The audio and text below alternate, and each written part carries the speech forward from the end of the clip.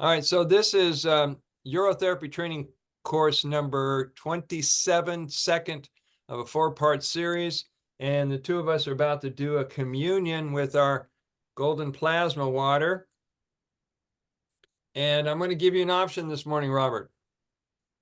Either I can say the prayer from the Head, Heart, and Hand Decree book, which is a metaphor. This decree that I love is a metaphor for urine therapy, or you can offer a prayer. What does your heart tell you?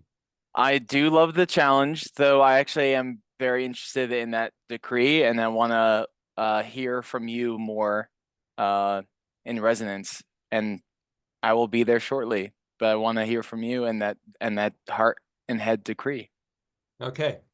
This was the teachings and the writings of one of the messengers of Saint Germain back in the 60s. Her name is Elizabeth Clare Prophet. She started the Summit Lighthouse. Oh, this is so right. I'm glad you're bringing this up. I've read from her before and about Saint Germain. Amazing. Amazing, amazing, amazing. Okay, so Amazing. this particular decree is from a different master. His name is Master Kuthumi, Kuthumi. Please don't ask me what he was known for. I just like his words. Okay. All right, so this one is called I Am Light. And as I read through this, notice the similarity between what it's saying in these words and this water. 30 minutes old. Good year. All right, here we go. I am light, glowing light, radiating light, intensified light.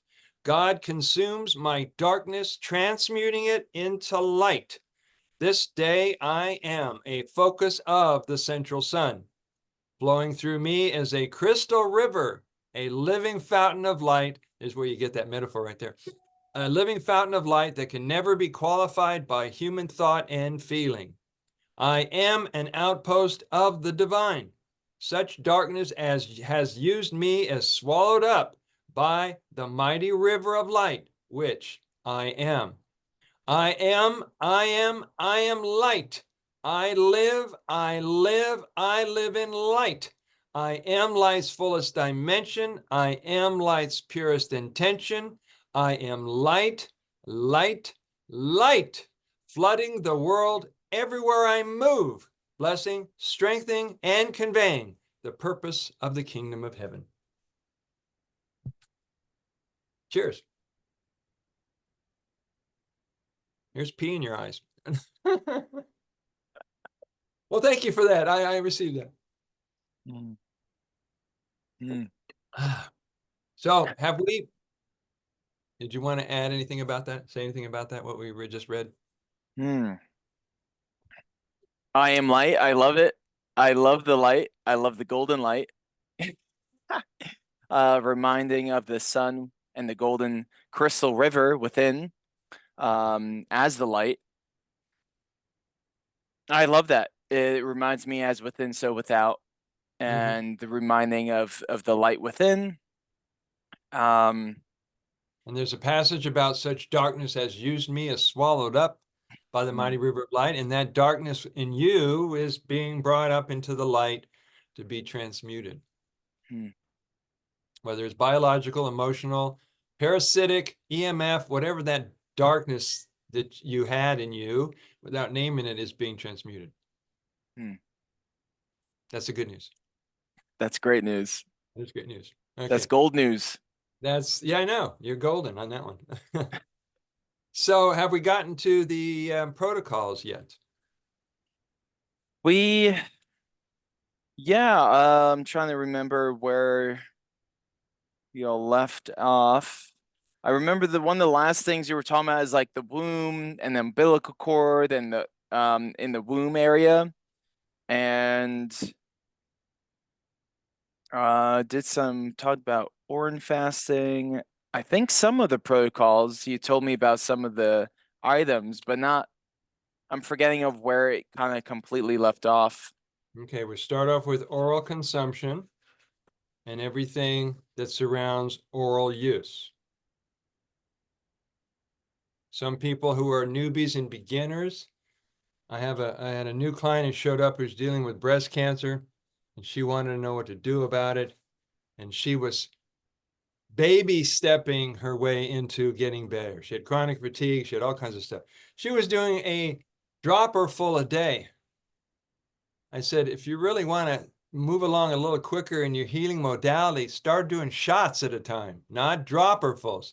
So then she ends up calling me that night and says, I got up to 3 ounces. I said, it's a good beginning. You're getting somewhere. So oral consumption can be even more effective if people don't limit their use of it. This is why looping is so powerful. This is why sip looping sustains you throughout the day by just taking a sip of everything you collect. And so don't be shy. You can't mess up with this water. There is no side effects or ill effects. So people who are going, well, I did 6 ounces a day, I feel good about myself. I said, well, I do 2 quarts a day. Wait till you get to that spot. It's a game changer.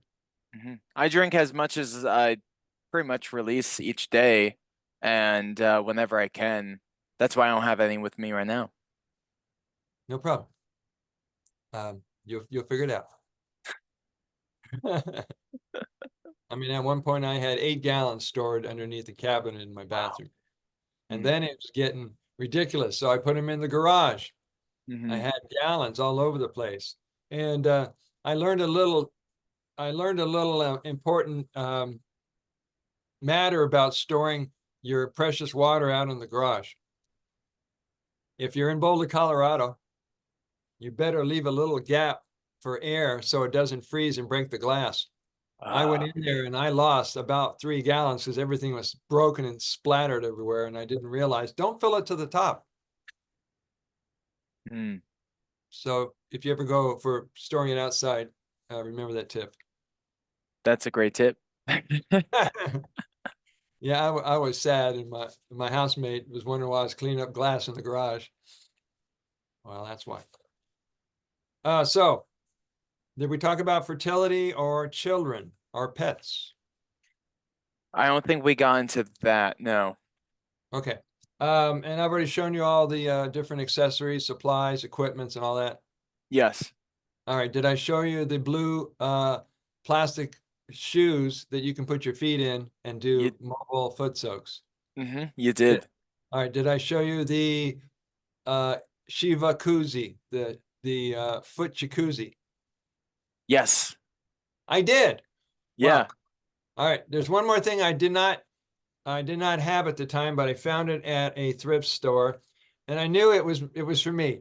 It may not look manly, but I didn't care because it does the job. And so I bought a shower cap. So very masculine. But these, you fill it up and you just put it on your head with the orin in it. Oh, cool. So people with brain injuries, people with Alzheimer's, autism, bipolar, any kind of mental challenges, you can do this. Or if you buy a 4-pack of these, you can make a mobile hand device. Our booties, like the surgeons wear.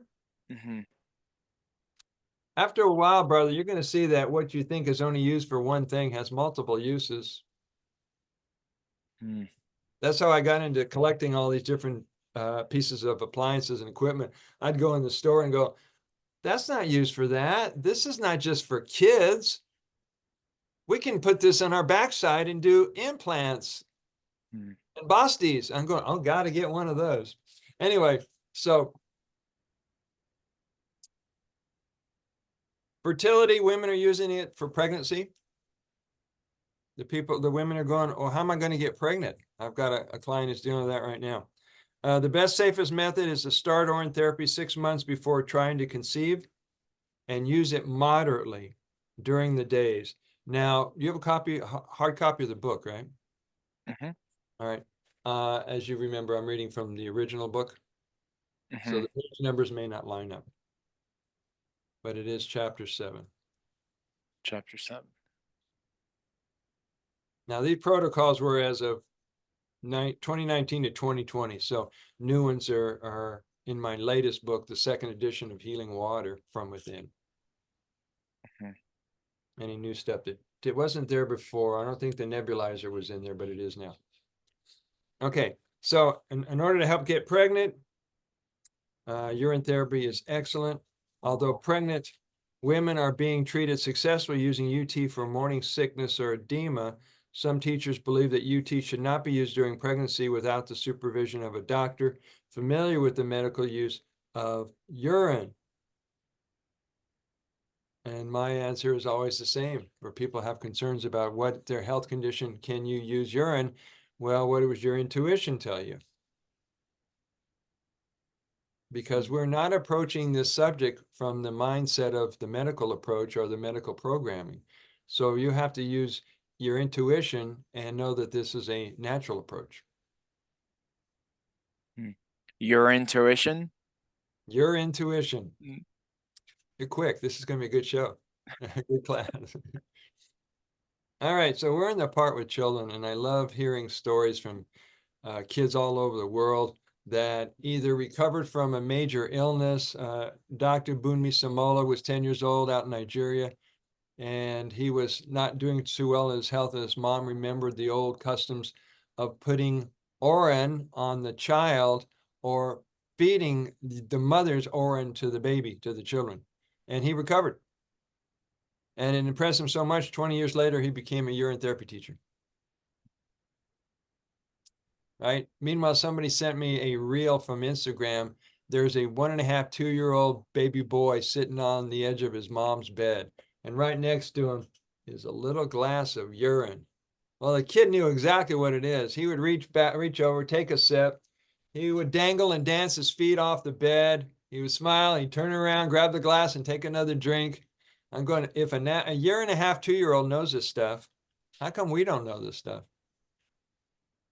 So a lot of the stuff was passed on from generation to generation, and more mothers and grandparents are remembering that their grandparents use this,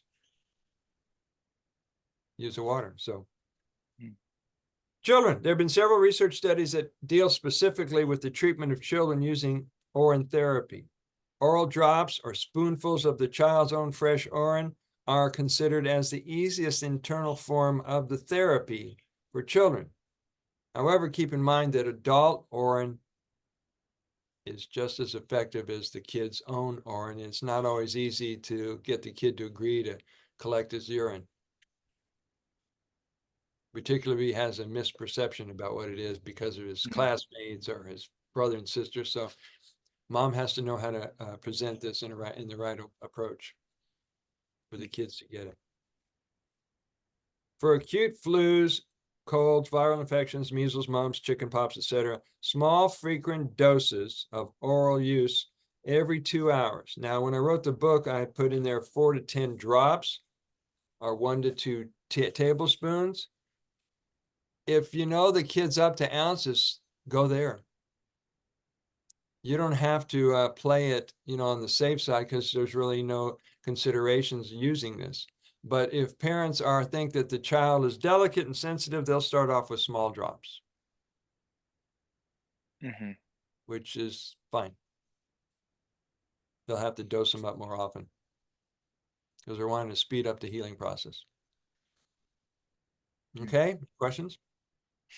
No, it just sounds very intuitive and in line with, you said, like saturation dosing. So if someone's ready for it, they can naturally progress that way, right?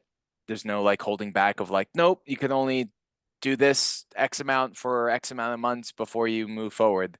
It's more of like, if it feels right, it's right. Yeah. So basically what people have to do is start off with a clean, fresh mind without any imprinted ideas about what this water is, or that there might be a side effect or an illness that could come from it, or it could lead to something.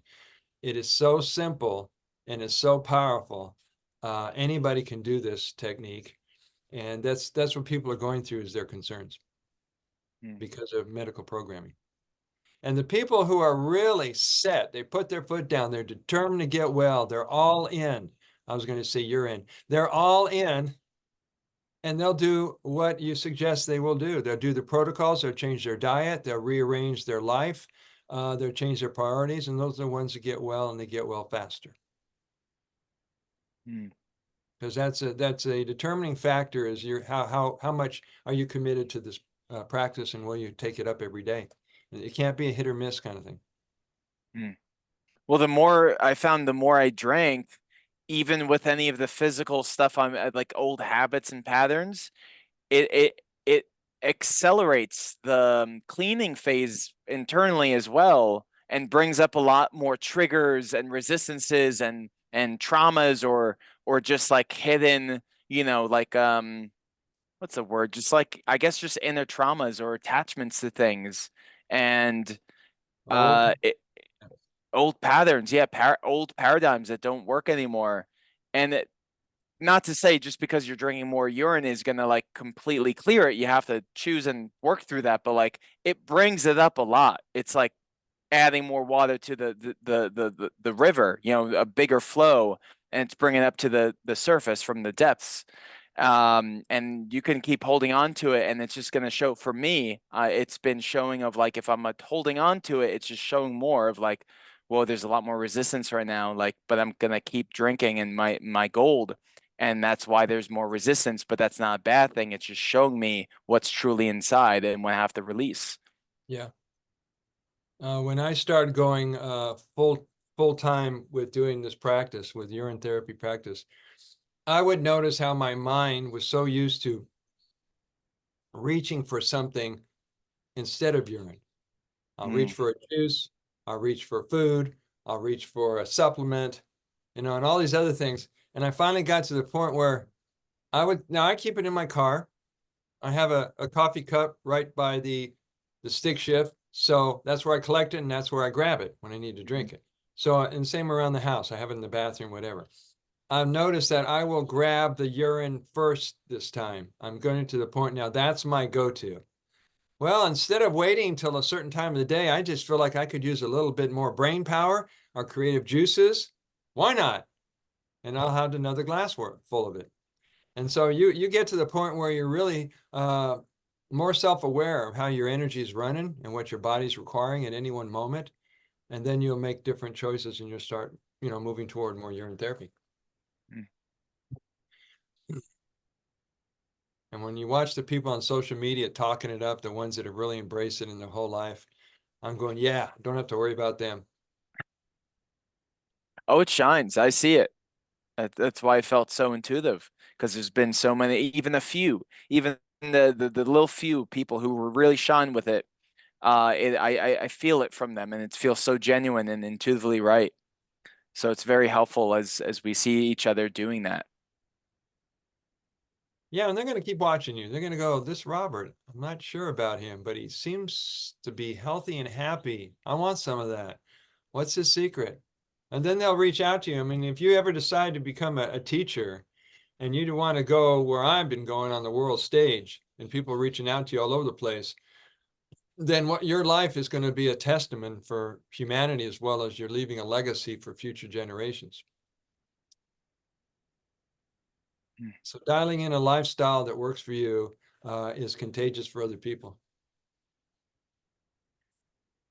So any questions about children? Working with children? Hmm. Not specifically right now, no. Okay. The next one is it's near and dear to me. It's about pets in urine therapy. I wish I could just find a pet whisperer and they could have the pet come into the room while we're doing a class and talk to the pet for a testimonial. Well, what was it like for you? Um, Veterinarians have been using it. This may not be public knowledge, but veterinarians have been using it medically by administering it orally, topically, or injecting it. And since more and more pet owners, particularly the ones that are into the use of shibambu, they're giving it to their pets. They're putting in their water bowls, they're massaging it on their fur or feathers, whatever they have as a pet. And did I tell you about my friend and her pit bull? Yes, and the bath. In the bath, she walks in, the dog is splashing and jumping and drinking and thought that was a lot of cuteness. And then she noticed after 4 days went by, the dog's hip pain was gone. Hmm. So there's a lot to say about the stem cells and the nutrients in this water. And in the meantime, that's all she puts in the dog's water bowl is her shivambu. And the dog licks it up. She's got to refill the water bowl 2-3 times a day. Wow. So these animals know a lot more than we give them credit for. I think that is a testimony. If an animal naturally drinks urine without like, you know, they know immediately. If they take a whiff of food, they know if it's good for or not for them. They drink certain waters. Like I've definitely seen in the realms, even like Kangen water or like other filtered waters and structured water. Certain animals go directly to the structured water versus tap water. Same thing I'm probably with urine. Is just they naturally like they don't need to like research. They just naturally know. So that's a testimony. I think if it just dog naturally drinks it, it's not forced upon from a human. Yeah. And he doesn't have to get confirmation or science behind it. Yeah, it just until he knows. There's no it bypasses the ego, whatever. It just functions with like, okay, this is it. Mm-hmm. Yeah, and that's what much of our work is doing is to unravel people's attachment to, I need proof. Hmm. Just drink it. Just drink it. You'll get your proof. Yeah. All right, night sipping. We're on to sipping at night. Some people are willing to do this and some people aren't because they're concerned it might interrupt their sleeping patterns if they take a sip when they go to the bathroom at night. But um, what sipping at night is basically you wake up and you got to go pee and you just collect some, take a sip, store it, go back to bed. And some people feel the ingredients in there like the melatonin, the serotonin, oxytocin, magnesium, B vitamins, a whole list of stuff helps them to go to deeper states of sleeping. Next time you get up in the night, save the output, take a sip, go back to sleep. During this, adds all these nutrients, which I just mentioned, and it deepens REM dream states. Way cool. Way cool. Yeah. I have been doing it. And then now until we're like, I haven't thought about it, but as we're talking about it, I think it's definitely been a variable in helping me deepen my sleep and reclaim my more, I guess, deeper and healthier sleep over time because again, it's been a few years since I've been drinking um and recalibrating my body and sleep time and circadian rhythms. And I used to get up like 2 to 3 times in the night, or like I had very shallow sleep for a while, and I still get up to use the restroom maybe once, and I sip a little, not chugging in the middle of the night. Sometimes, because honestly, I'm learning with Boulder, it's just higher altitude, drier. Sometimes I wake up, my mouth and nose is dry, and it's perfect with Orin. It's perfect with that because it's very hydrating versus like taking a sip of some other water. And that's been very helpful of like that time of getting up and going back to sleep is very much shorter than it has been in the last year. And it's going to continue until I don't get up in the middle of the night is my goal, and to have really deep sleep the entire time. Yeah. So I appreciate just even conversing about this because I'm realizing that's part of it. Yeah. And it would be nice that it not only deepens your sleep, but heightens your recall of dreams. Hmm. Because it would be so nice to be able to access those dreams in the morning, go, oh, I'm being guided here. That dream is significant. Let me replay that so I can remember it. And some people are able to do that. Hmm.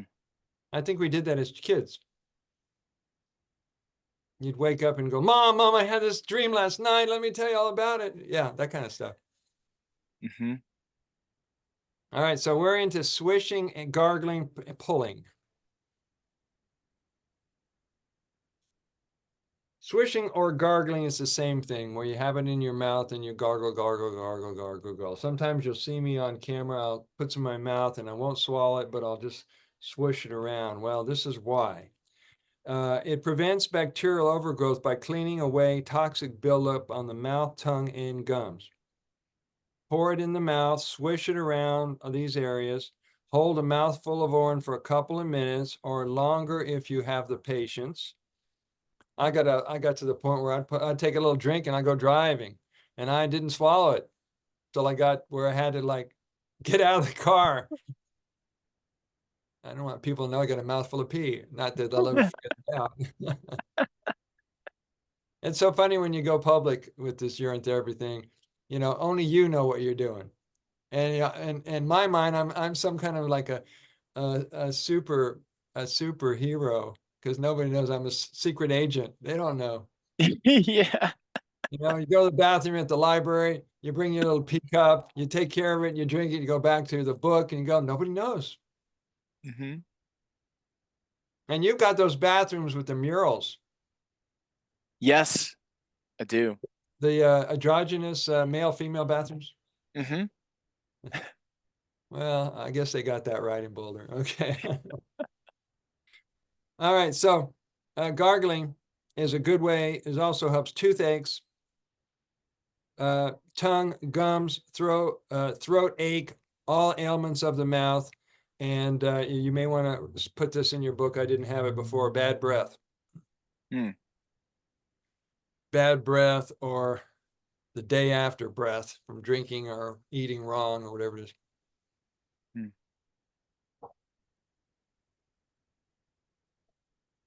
Now, for those who've done coconut pulling, we have orange pulling. It's very similar, except you're not going to spit it out. And you won't have oil in your mouth. You'll have plasma water. Would you say it's it can replace any oil pulling or more so complementary? Because I've heard from some people within the breatharian world that some teachers I follow of recommend orange pulling, but also recommend for different uses of oil pulling, specifically with sesame oil actually versus coconut oil. Mm-hmm. But would you say, from your experiences, would you say just orange is just can just easily just replace all needs for oil pulling? Ultimately, I had this talk with a new client yesterday morning. And what we're talking about is we will continue to use these other modalities and we will continue to use these other supplement protocols until we feel strong in ourselves and healthy enough that we don't need them. So they're like last minute safety nets, umbilical cords, if you will, to a sense of safety and stability, you know, in our healing and our adjustment. So at some point, I mean, talk to the guys in India. That's all they use. This one guy's been doing urine therapy for 55 years, Dr. Radshak Malhotra. Whenever anybody writes social media, this illness, that illness, that illness, he says that's real simple. Follow a vegan lifestyle, drink your pee and snort it up your nose, you'll be fine. They never sell products. So yeah, it's where the mind is at, and that's the majority of our journey, is sorting out the old beliefs in the programs. Will it because I'm in I mean obviously for all aspects of the mind and body, they're like I definitely realize I've observed over the last handful of years when between binging and other junk food and whatever types of food in my life in the past, my teeth, I've fairly good teeth, strong teeth, but like the colorization and also just, you know, not as up to par as I would like to, and colorization among other things, I think to strengthen teeth from any cavities too. Just and it's a belief I know the of whitening and then really strengthening and recovering all of it. Yeah, well, it takes as long as it takes. And you may want to try brushing with sodium bicarbonate and orin, which will also have an abrasive, kind of like a exfoliating. It has kind of like a sandpaper kind of feel to it. If it's that kind of like Arm & Hammer is a good source. Okay, that's baking soda, right? Sodium bicarbonate. Sodium bicarbonate, which according to Dr. Robert Young, it's one of the best salt and alkalizing substances you can put in your body. So he makes a product with 4 types of bicarbonates and alternatives to salt, because all the salts are the wrong kind of sodium. And so, yeah, I started using that product, and wow, that made a difference. It's the whole idea is to remineralize your body. you know, and get it into a high alkaline state. And most people are saying that their urine is measuring 7.2 to 8.0. Whoa. So it's a great place to be. You do have a pH strip, right? Did you get one of these guys? I thought I did when I said yes last time. It's a different, it's like reading, it's not a pH strip, it's a urine analysis strip. I Gotcha. thought I had a pH strip, but I don't. So I will get them. Okay. And make sure if you can get one that measures up to 14. Okay. That way, when it goes past, and typically they'll only go to 8 if you're lucky. And you'll be able to measure, see if you have a higher pH. Now, when you get into storing your orin and you're doing the evolving stored orin version, get used to seeing it at 9, 10, 11, 12, 13, and so on. Some of the people like Doc Mike Whitford, he's got 13-year-old urine that's peaking 13 to 14 pH. Wow. And it's very black, very dark. Hmm. I I wonder, remember what I told you last time about like when I gargled um evolved orin of mine in the past, and it like literally would peel away old skin, at least Yeah. to my experiences that I guess I haven't seen anyone else. I Yeah. don't know if that's common or not, but is that maybe because it's so alkaline at times? I would say if there's any acidic uh, cellular structure in your mouth, is trying to rebalance it. Yeah. And if things are falling off, that doesn't mean you're losing your lips, your mouth, your tongue. No, no, I never felt like a bad thing. It literally felt like a renewal, like a, obviously it stings. It's a lot, but it's a good thing. It never felt like a red flag. It was just like, this is Mm-hmm. crazy. This is amazing that it could do that. It literally Yeah. was renewing my mouth. Mm-hmm. Well, it's great that you have the ability to see it that way Hmm. and how your mind can understand things. Alchemize. Yeah, it was alchemizing my mouth. And then then I didn't keep it that way of my eating patterns at the time, but it was always like awareness. It was like a practice of like, see what's happening. It's gonna keep doing this every time if you just keep going back to your old habits. It's because you're adding more junk bacteria to your mouth. So to me, it's like it's been a lesson over time, and I'm gonna get there, and more. So it's a teacher. Yep, you will, particularly when you get past the emotional back demands for certain foods. Ah. I'm on to you. I can reach you. You're easy. We have this emotional need for food. It reminds us of our lover, our mother, the church, whatever, who gave us all this food, and that comes into play. And you're stronger than all these programs. All right, so pulling, you can see the difference in this using the orin. You're going to hold it for 5 or so minutes and then swallow it. Just to remind the people who are going to watch this video at another time that the concern that when you gargle or you pull or you swoosh in your mouth that there might be bad bacteria or germs that we're having to contend with, and people would say, well, sorry about the noise. People would say they spit it out because in their mind, well, I cleaned it all out of my mouth, but now it's in the urine. I have to spit it all out. And then the reminder is it sterilized everything. It transmuted it, alchemized, and it's now merged with all the other orin in your mouth. So that swallow it. Hmm. That's the difference of an oil. The oil leach, it takes everything, all the bacteria, and you need to spit that out. Where orin, it just alchemizes it, or yeah, I guess it absorbs everything and renews it within its orin, and then you can just swallow it. Is that correct? Like that's Yes, it's reminds me of the Borg from Star Trek. It hmm, would assimilate everybody to become the similar. Borg. So urine assimilates everything so it can be urine. Hmm. I'm glad you caught the reference. Thank you. Hmm. Got you. All right, looping. And people do this all the time and they don't know what it's called. Looping is the practice of repeatedly drinking urine during the entire day. Basically, all that you pee, you collect it and you drink it. And what you do is you gain the benefits from the recycling and refiltering of these dense micronutrients, reproduction of trillions of new stem cells, and antibodies. And I hope that we will really get this down, what a stem cell really is and its function. Because one of the things I'm constantly having to do, Robert, is to clarify the words that we use all the time without even stopping to really understand what the words mean. And one of the things we use a lot is stem cells. People say, that's exciting, it's got stem cells. Well, what is a stem cell? Do you have a definition?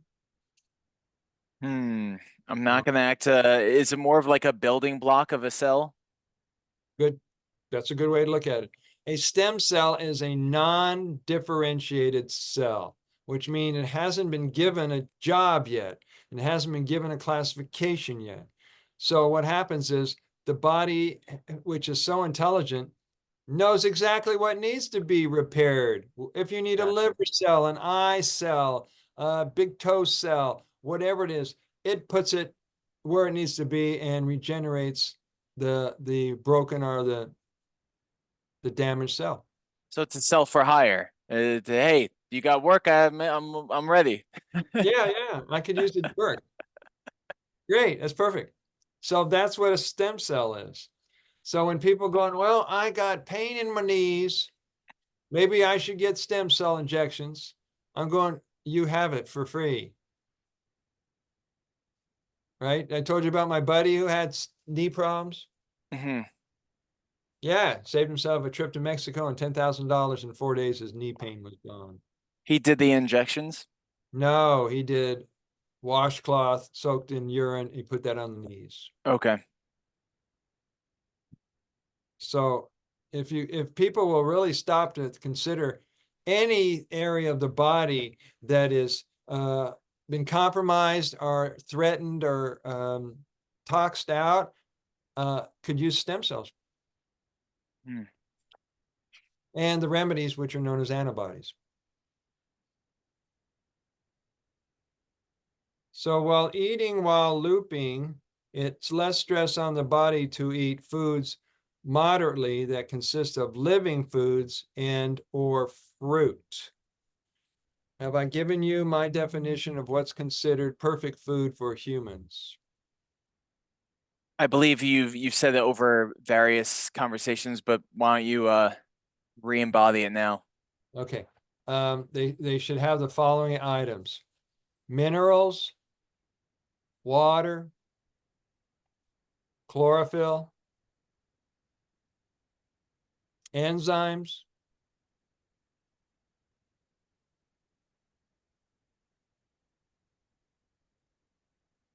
structured water, and a strong vibration frequency or life force, whatever you want to call it. Living here in Hawaii, it's thrilling and it's humbling to see how much fruit is all over the place. It falls off trees and they're ready. Hmm. I go to the backyard now, there's tangerines. Perfect timing. The tree says, I'm done, it's yours. And I walk around and get it before the bugs and the birds get it. And I got tangerines to last for months here. And the neighbors are bringing over avocados. My housemaid brought over a bunch of mangoes. A friend of mine gave me 15 pounds of bananas. I'm going, wow, I can be a fruitarian here. And that solves the concerns I've had and other people about, oh, the cost of living in Hawaii is so high. Well, not if you're got enough self-esteem to talk to people. You can manifest anything. All right, so you understand why I frame it that way? What's considered food? Hmm. Because if anybody says, well, I'm eating meat and I'm eating dairy products and I seem to be doing good with that, I said, does it have any of these things on this list? No, they don't.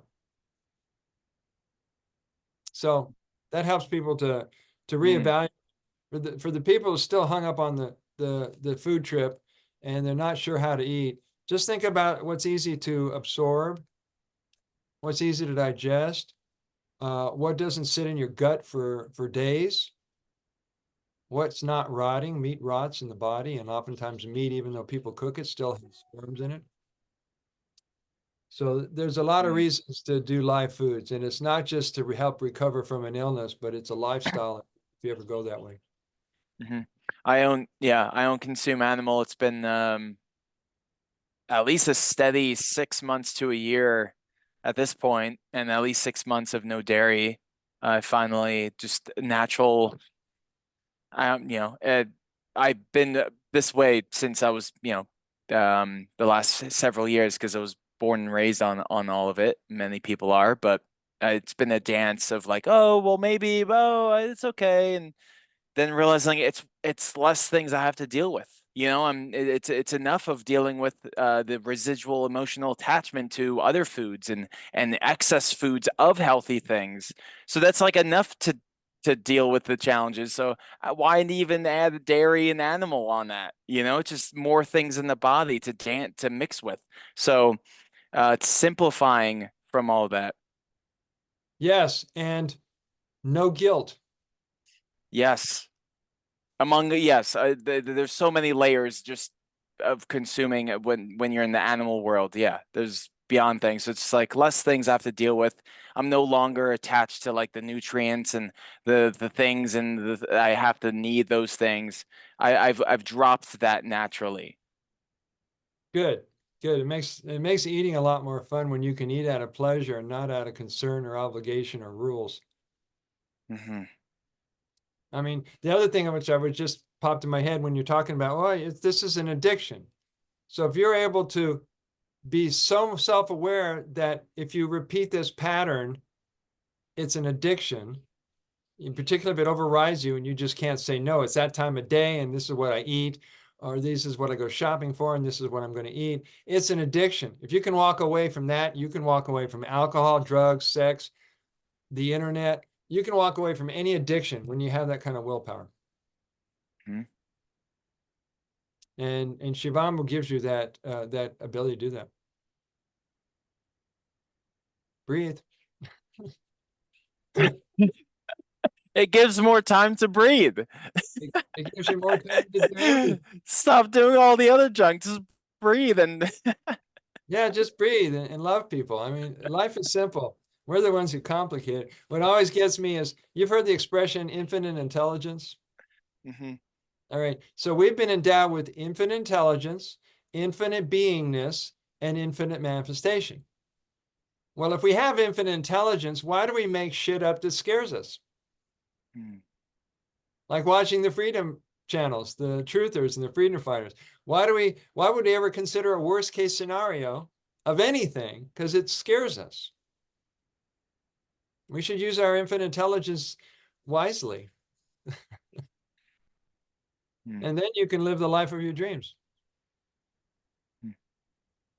Isn't It's that all there. We have it too. We're all all? tapped in. It's just layers, conditioned layers, hiding Yeah, it. it's the BS. It's got to go bye-bye. Hmm. And then some people call that your work. Is to clean out your hard drive so you can have a fresh, clean mind and you can take in the joy and the magic of every moment. Hmm. And to be around children like here in Hawaii, they live in every moment. They're in play mode all the time. They can't wait to get away from their parents so they can play with their friends. And so I love to be around their energy, though I'm still keep my distance because people are still a little hung up about adults and kids on the planet these days. But it's great to be able to watch them. Hmm. Hmm. All right, so your body does not have to stop cleaning and healing. Your body increases human growth hormone by 2,000%, along with many other beneficial substances with similar increases that occur during fasting. That's what's so amazing when you get to the urine fasting. You find out you have 5,600 nutrients being reintroduced to your body. You can't possibly be lacking on any kind of nutrient.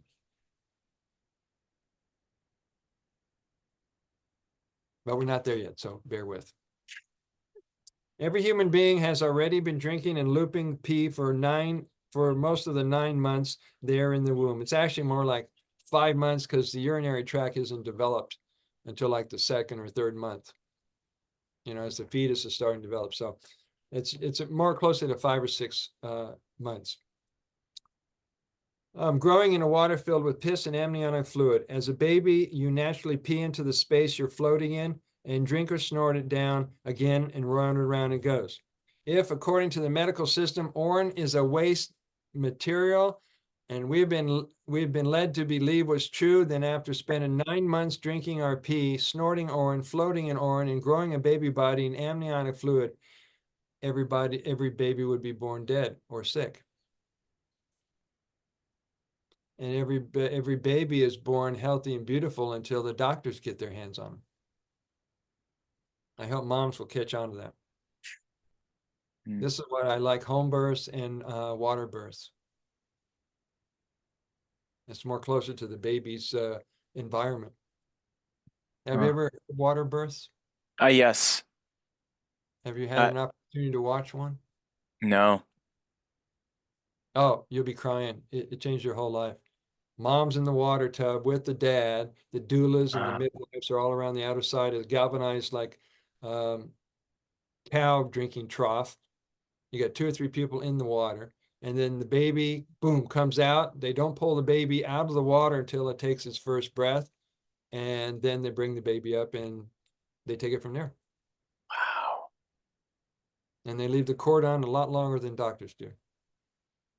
Yeah, I've heard of some natural births literally leave the cord on the whole time until it naturally comes off. I don't know if that's the case for everyone, but like it stops pulsating, and they'll. Yeah. Have you experienced or with other people that are involved in consuming their urine, a water bath with urine in it? No, Like an urine birth? Oh, that would be even better. Right from the woman to the urine bath? Yeah, that would be ideal. If you ever hear of such a thing, let me know. Okay. And I'm going to write this down. I'm going to bring that up to the community. Mention urine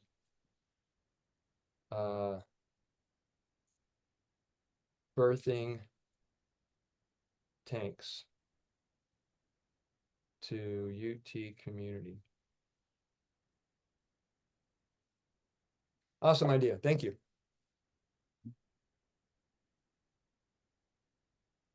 The other thing, and this is when we get to the chapter about how to handle doubters and naysayers, how to respond to the people who are challenging you to see if you don't know what the hell you're talking about, or maybe you're crazy. I'll ask them, did you ever consider that maybe while you're in the womb and the baby, then fetus is being born, and it's drinking its urine, it's urinating in the water, it's drinking it, it's massaging his body. Why is it sterile and healthy while you're in the womb, but not when you're out of the womb? They can't answer that. Well, I never thought of that before. Well, think about it. Nothing's changed except you're not in a water environment. You're in dry land. And the same water that you got from your mother, guess where she got it from? She got it from her mother. And if you follow it all the way back, I tried to track this one day. Someone says, well, where did urine therapy start? Well, it started with the first mother on the planet. Whoever that was. It could have been Divine Mother, or it could have been a supernatural alien. I have no idea. I'll have to ask the community. They're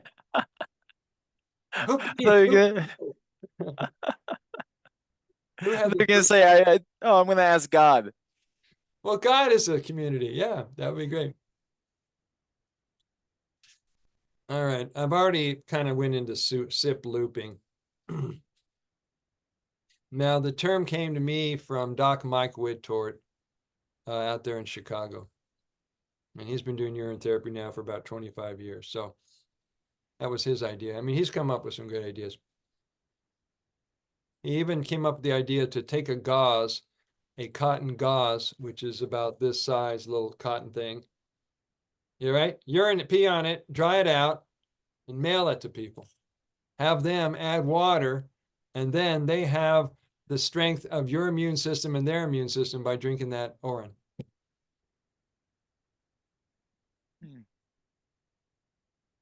I thought it was a great idea.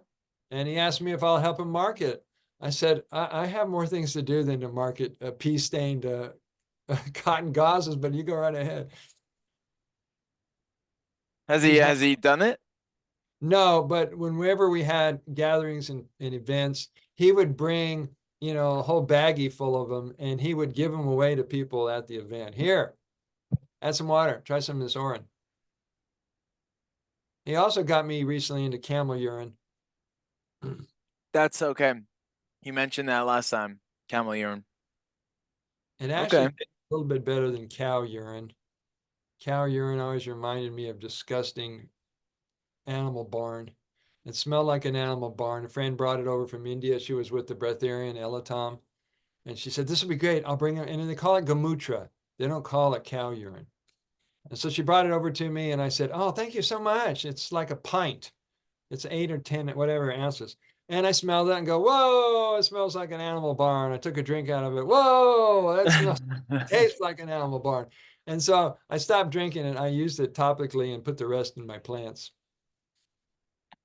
But camel urine is a whole different animal, no pun intended. So, anyway, any questions about sip looping? No. Excellent, excellent. Yeah. Feels right. Okay, keep drinking, keep drinking. You don't have to make any right now, dude. Soon, but not right now. All right, you'll let me know. Or all of a sudden, I see your hand. Put a jar underneath the camera, out of camera sight. I'll, since I'm in the library meeting space, I probably won't do that, but You could if you were in those little teeny meeting rooms by the bathrooms. yeah, there's the study rooms, but this is like a larger meeting room. This is the only one that was available for this amount of time. And I'm facing the glass windows to the library, so Right. what So you're right up the stairs by the elevators, I am. and you have the view of Boulder out the other window. I do. So when you're up there and it's snowing, you get to see the snow. Yeah, okay, I know that room. Hmm. All right, saturation dosing. I know we mentioned it, but it's worth going a little bit deeper into because since most people are kind of shy with doing this water throughout the day, saturation dosing is basically increasing more topical uses with oral use. And by doing this, it not only saturates the bloodstream and all the different systems of the body, but you can also do the topicals to drive the nutrients directly into these organs while it's making its way through the system, like over the liver, kidneys, reproductive organs, chest, spine, enemas, and so forth. Yeah. So it's a way to increase the nutrients being driven into your body and your bloodstream. So you can accelerate the healing process, which, by the way, it does not have to be a major detox, knock you on your back kind of process. Hmm. There's Wait, a lot of, what is? go ahead. Sorry, go ahead. A lot of people, when they acquaint detoxification, purification, they think, oh my God, I'm going to be in bed. It's going to be intense. I'm going to feel woozy. That doesn't happen a lot when you're doing it. Okay. Even with saturation dosing, Mhm. like even when you're increasing and maximizing the optimal, like everything as much as possible. Well, I can't guarantee you don't have some kind of detox symptoms, but for the most part, you've got plenty of nutrition going inside you to help you get through it. Yeah. Probably easier. It's kind of like that paradox. Probably the more you do it, actually, it's a little more easeful because you're in that so much. It's just it's a lot more consistent and the momentum is faster rather than going slow. Then you're really going to be aware of the Mhm. detox or, you know, Right. old gunk coming up mentally and physically. right? Or whatever's coming out of you. Yeah. That reminds me of maximizing surface exposure as well. Like you're kind of like maximizing, you know, your body, and you're drinking a lot, you know, saturation. Mhm. So Well, awesome. I'm glad you said that. Monday, I was on the Carla Adams Health Ranger show, and she says, "Are the most important parts of the skin to be putting Orin on the neck and the face?" I said, "The most important skin to put the urine on is the whole body." I said, "Yeah, this is great for these areas, but the rest of you is where the majority of your organs are." So she got that. Mm, Everywhere is the most important spot. everywhere. I like Everywhere, that. everywhere you touch your body, it's in your bloodstream. So it goes everywhere. That Hmm. makes sense. Yeah, absolutely. It's all connected. All right. I So mean, here's, same thing with sun. Sorry, but the oh, go ahead. sunbathing with so many people, where we, as a society, I think most people lack sun exposure.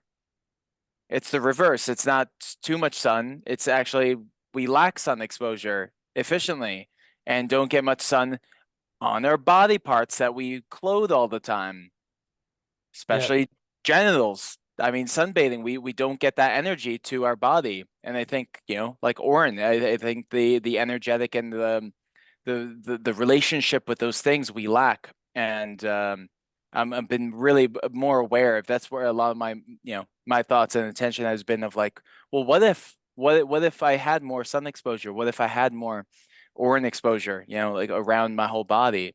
Just Well, you uh, could in Boulder. There used to be, you know where the Boulder Res is? Boulder Res. Boulder Oh, the Res. reservoir. Yeah, yeah. Haven't been there because I don't have a car yet and don't really go that up north. But yes.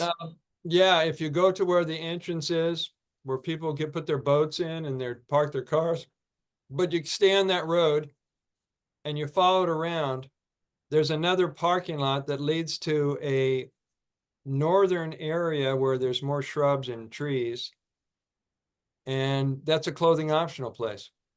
Oh, okay. Good to know. But you also know there are also a percentage of creeps that go there, so you have to like be aware. Yeah, that's it. Probably ever all naked spots, unless if it's your house. I found two here so far, and I found two on Maui that are known for that. And there's usually like 50 to 100 people that are all naked and they're with each other, and it's like a nudist colony, and everybody is just like so chill about it. Nobody's even looking at anybody anymore. Cool. So there are places like that. All right, the saturation dose or saturation point is an arbitrary attempt to reach Orin capacity at its fullest or limit. Saturation dosing is your best prevention in defense of an illness or a compromised immune system. It gives you a fighting chance to get ahead of any virus, sickness, contamination, or compromise to your health. Saturation dosing is gaining in popularity as a preventative protocol, especially when you started before the onset of an illness. Most people are trained to take care of themselves after they're sick. So from years of doing this, I've noticed that if you practice it before you get sick, you don't get sick. Or your recovery time is good. Wow. Isn't that amazing? What if more people did that? Wow, that's Yeah. Someday it'll catch on. I hope. what Uh, if hey everyone, what if you don't get sick? Isn't that a great idea? yeah. Well, we know a profession that's going to go away. Um, Keep in mind that Orin, with 5,661 identified micro-sized nutrients and substances, and more yet to be discovered, would be virtually impossible to determine daily minimum requirements and a serving size for everyone. This is why clearly it is an intuitive elixir. Because when you talk to people, they say, well, how much should I drink and how often? Well, It doesn't work that way. It's not based on measurement. It's based on intuition. The purpose of saturation dosing is to flood the bloodstream, body, and cells with the maximum concentration of vital nutrients in a shorter time than it takes with just one glass or serving per day. Why stop there? With the addition of other health practices, I know I'm kind of jumping around, but there's plenty of content we're going to go over. With other such things that you can add, other modalities such as fasting, fruitarianism, raw veganism, enemas, colonics, qigong, tai chi, meditation, sun gazing, 1 meal a day, exercise, daily conscious, deep connected breathing, clearing limited beliefs, and getting lots of hugs and conversations that matter. We've added a few more things that weren't in the book back then. You ready for the new editions? 2020. Yeah. Even from the book I have?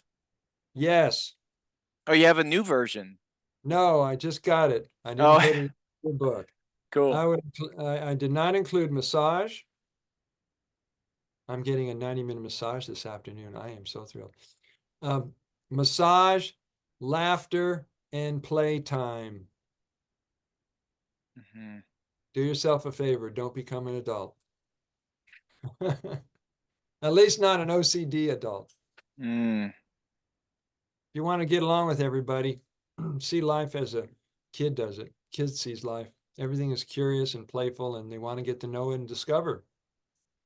Yeah.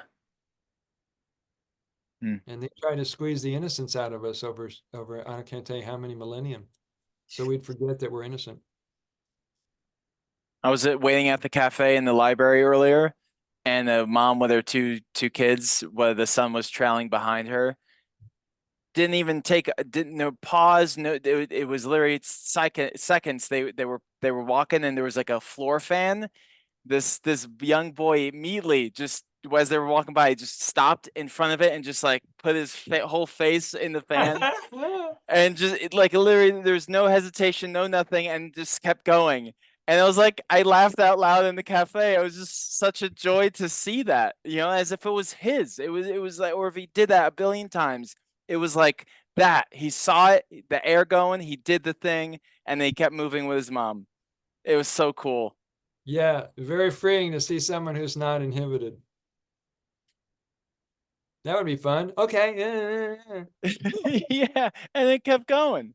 Nice. It wasn't even attachments to like, no, this is my fan now. This is my spot. No, like felt so good with it and then moved on with his mom. I was very like to witness that. That was a joy for me too. Yeah, that would have been very touching to be part of the vivid experience. Thank you for sharing that. That was lovely. Committed health enthusiasts who are continually using UT protocols have gained an experience and a knowing that gives them great certainty and confidence in its healing power. And that confidence and that certainty is transferred to people even without you having to explain why it's been helping you. So people come up to you and say, whatever they ask you about, well, you're in therapy. Is it good? Is it helpful? Is it beneficial? You can say, do I look like I'm having a problem? Do I look like I have a health challenge? Do I look unhappy or stressed out? No. Well, it works.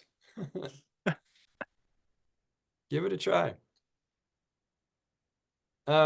Those starting UT using minimum doses are improving at a snail's pace. They're playing it safe. They're often not changing anything about their diet, their lifestyle, or their state of mind, and experience incremental health improvements.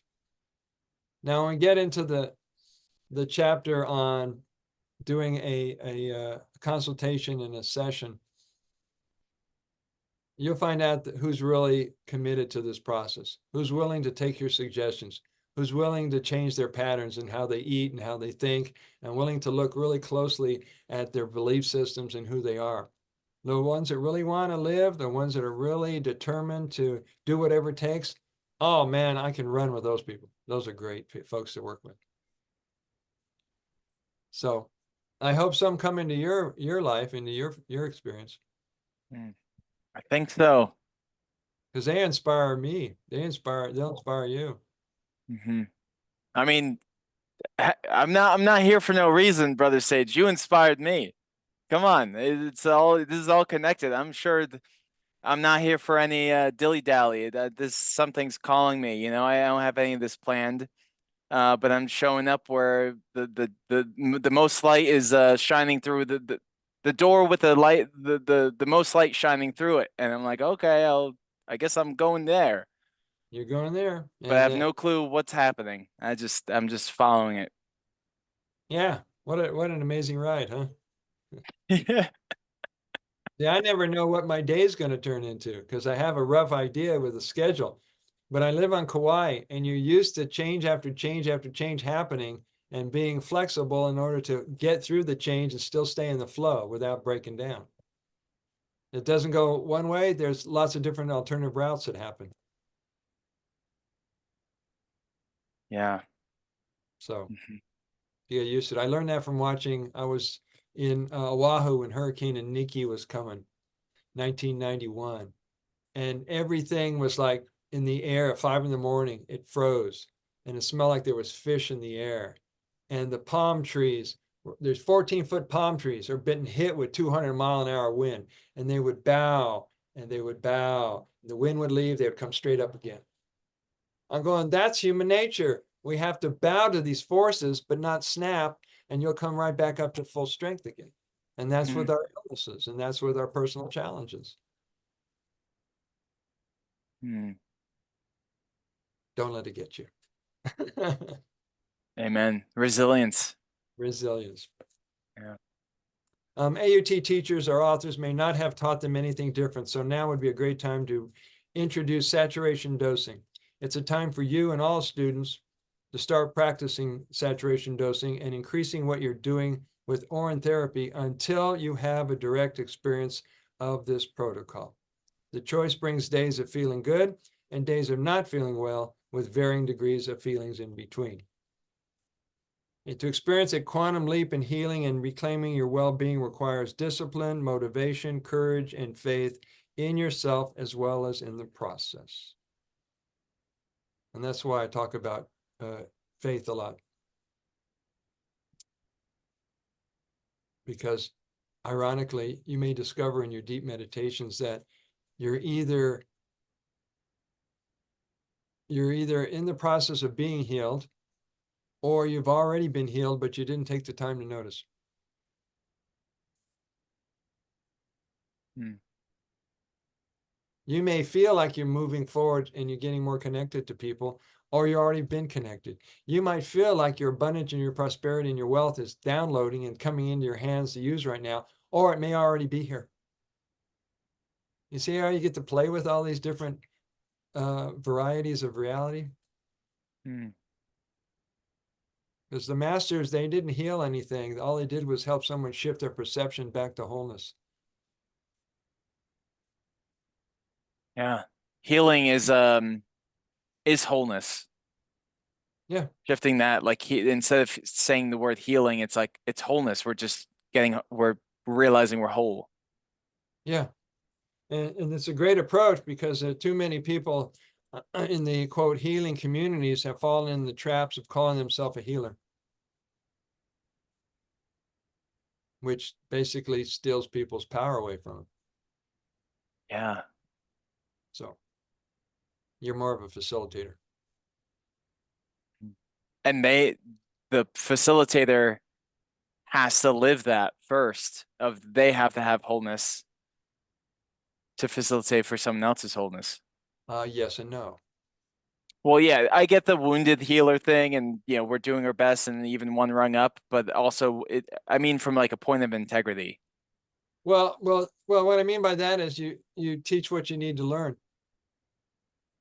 Oh, yeah. Okay. Well, when you're in the middle of, and I catch this all the time, when you're in the middle of a session with somebody, you realize there's two students in the room, not just them. And I caught on to that about 6 years ago. Go ahead. 6 years ago, I would do live streams out in the middle behind Celestial Seasons. You know where that is? Yes and no. I know it's in Colorado. It's But I in don't Gun know. Barrel, Okay. and they've got all this acreage all around the property.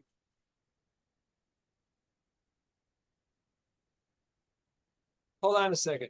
I want to take a look at that. They might be paving the road.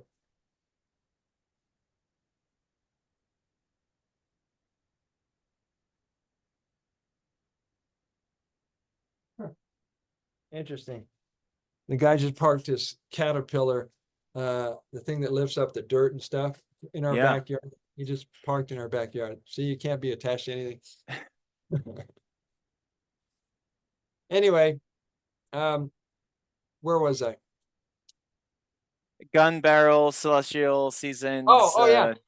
I would go out there. I would do live streams, either on Facebook or Instagram, and I would notice that it didn't matter if anybody was watching, because everything that was coming through me, I needed to hear. And then I got to the point where you could just sit in front of a camera and talk out everything that you're being challenged with, and get insights and get answers without having to hire a psychotherapist or someone to guide you through it. Whoa. Try it sometime. Just go somewhere with a camera and just talk it through.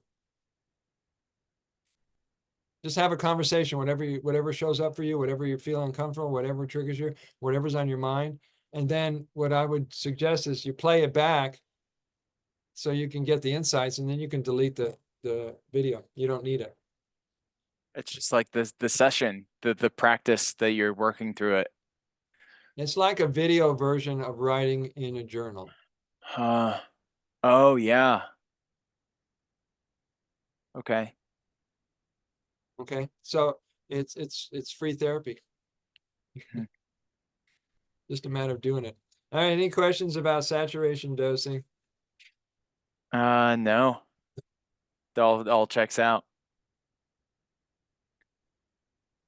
May I actually just take a moment to use the restroom?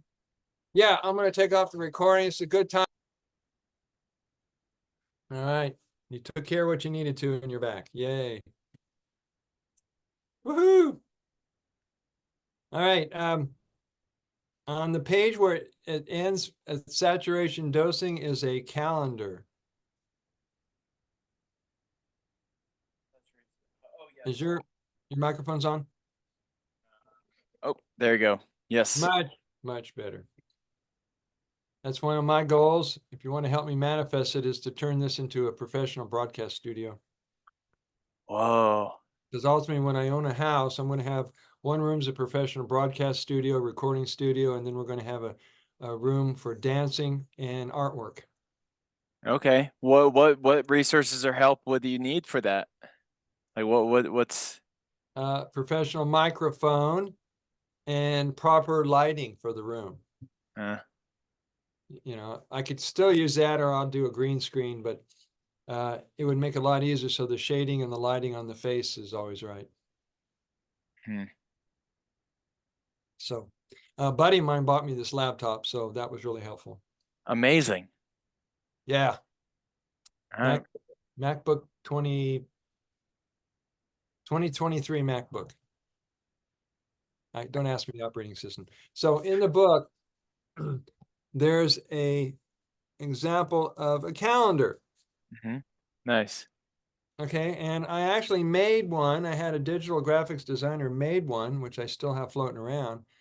And the whole idea is for people who still need structure in order to, you know, vary up their topical protocols every day. So the way it works is you'll create codes. For example, G for gargling, F for fasting, FS for foot soaks, E for enemas, and you'll put them on different dates of the week. This is designed as a 28-day calendar, so you're covered every month.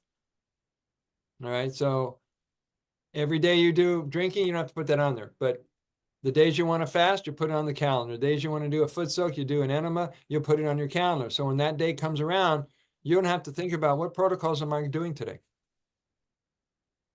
And you can make these things up. these calendars up. If not, I'll sell them. So what do you think about that idea? I Having a, love that. I do enjoy that because I've been meaning to recreate a calendar or structure for myself for other things as well, and uh, remembering or realizing a calendar is simply an energetic structure to create their lives, and I think utilizing in this light for Shivambu, I think this makes a lot of sense. This feels intuitively right. Like this can help a lot.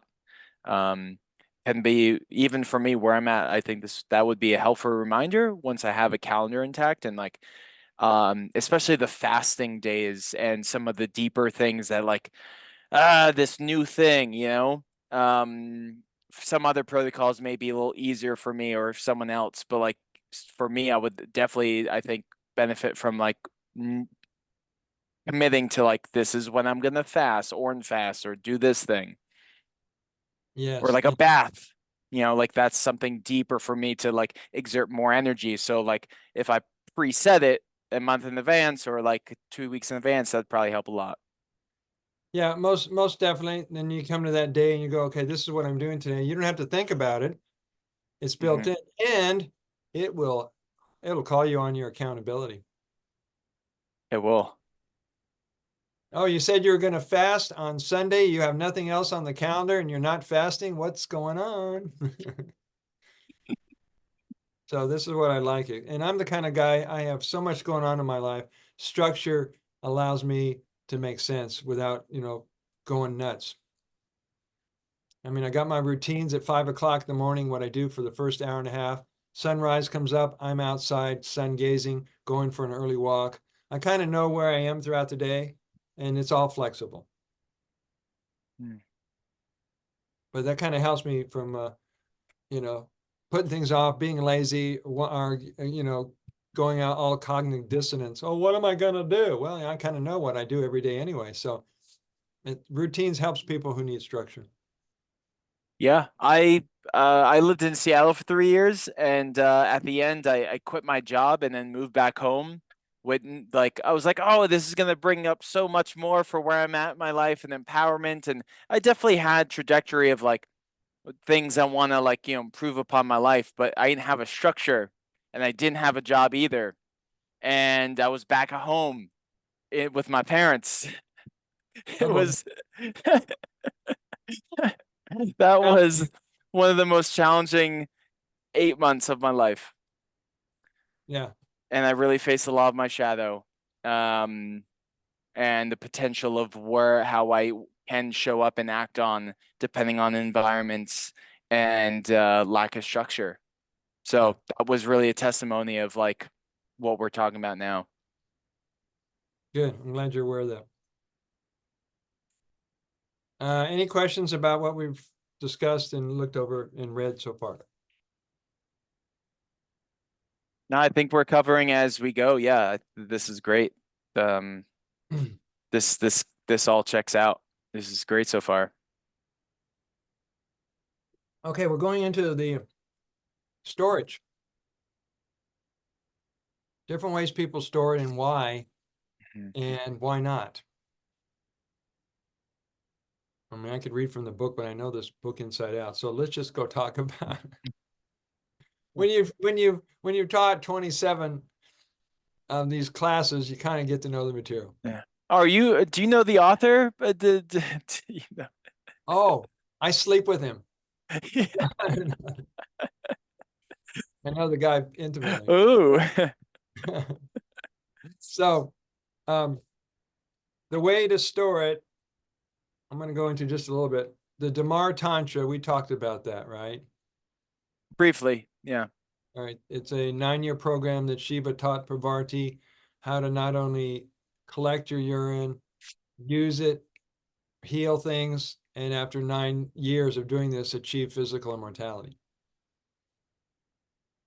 Great goal. So in there, he talks about what are the vessels or containers that you would collect it with. Now you got to understand this was 5,000 years ago. They did not have Tupperware. They did not have plastic. They had brass, copper, gold, clay or earth, bamboo, bones, leather, or you can even use plantain leaves, which are bananas, or coconut shell. Mm. Do you know No, anyone who's currently drinking out of a bone? no, not yet. Okay. I've been asked to be a speaker in Africa in February. Maybe I'll meet some bone drinkers. Yeah. I'm curious on that one. You should come over to Africa. This would be a lot of fun. I'll join you. It's the end of February in Botswana, the country of Botswana, which is south central. It's southern. It's near Kenya, and it's a lot southern than Nigeria. And it's before you get to Johannesburg. They promised to take us on safaris. Okay. Yeah, I want to go on a safari. You know, you're riding across country in those jeeps, and here comes a giraffe, a whole bunch of elephants. You get to see zebras and hyenas and rhinos. I'm going, oh, this is life. This is great. I've only been on fake safaris in the States, but it lights me up. You know, there's a whole energetics of how the animals are treated, but like being in that environment with animals, it lights me up. So I can only imagine in its natural state. Yeah, it's totally different than a zoo. Yeah. Or dare I say Disney. You said it, never mind. All right, so here's some of the things you can use to cover it with, and I'll explain why covering is optional and methods of covering are optional. All right, most people will either use any kind of material they have. They can have cheesecloth, they could have a sprouting bag that's made of cotton or hemp or flax. Some people would use a nylon stocking, some people use a coffee filter, and then they would strap it around with a rubber band to hold it in place. That's a version of covering it. And they do that because the only reason to cover it is so nothing flies in there. A bug, an insect, some lint, whatever in the air, is to keep it from getting, anything in it. Is it fine with because up until recently, until I heard more of like the open air, I'm not sure if it's more of like the covering to keep things out of it or just also needs airflow that would probably help it. But for a while, I also I closed them because of, I ain't live by myself. I smell and everything. So I always sealed them with the container cap. Right. And I wasn't sure if that like evolves it in a different way, almost like a fermentation. Not saying it's bad, but does it do something different if there is just no airflow to it? If to your experience yourself? The ones I keep underneath the bathroom cabinet, I have the kind with the thread and you screw it on, Yeah. right? Another option is to get an oversized lid. It's covered. Okay. See how simple that was? It's covered, oversized lid. All right. So if you put a thread in it and you thread it on, you screw it on, it's already got oxygen in it to begin with. There is actually H2O in urine. When you first pee in a jar, you see the bubbles. There's oxygen in there. So, and it's sterile. Nothing can grow in there and contaminate it. It's not like kombucha mushroom starter. So the only reason people cover it because they believe it keeps things from getting in there. Well, I'm gonna share. May I share a story? Yeah. I'm really curious on. I'm not sure if the jar was contaminated at all beforehand, but Oren would have cleaned it if anything. I'm not sure, but here's my thoughts of. I think I was a very stressed and very dark. I was in a very doubting space. It was very brief in the middle of. I made progress, but there was a little weird bubble area. One time I went on, I think vacation or traveling, I forget what it was, and came back to one of my jars that had like a evolved Orin. Um, there was maggots in it. You told me this, didn't you? No, I didn't tell you this one. This is new. Somebody said they saw something in there.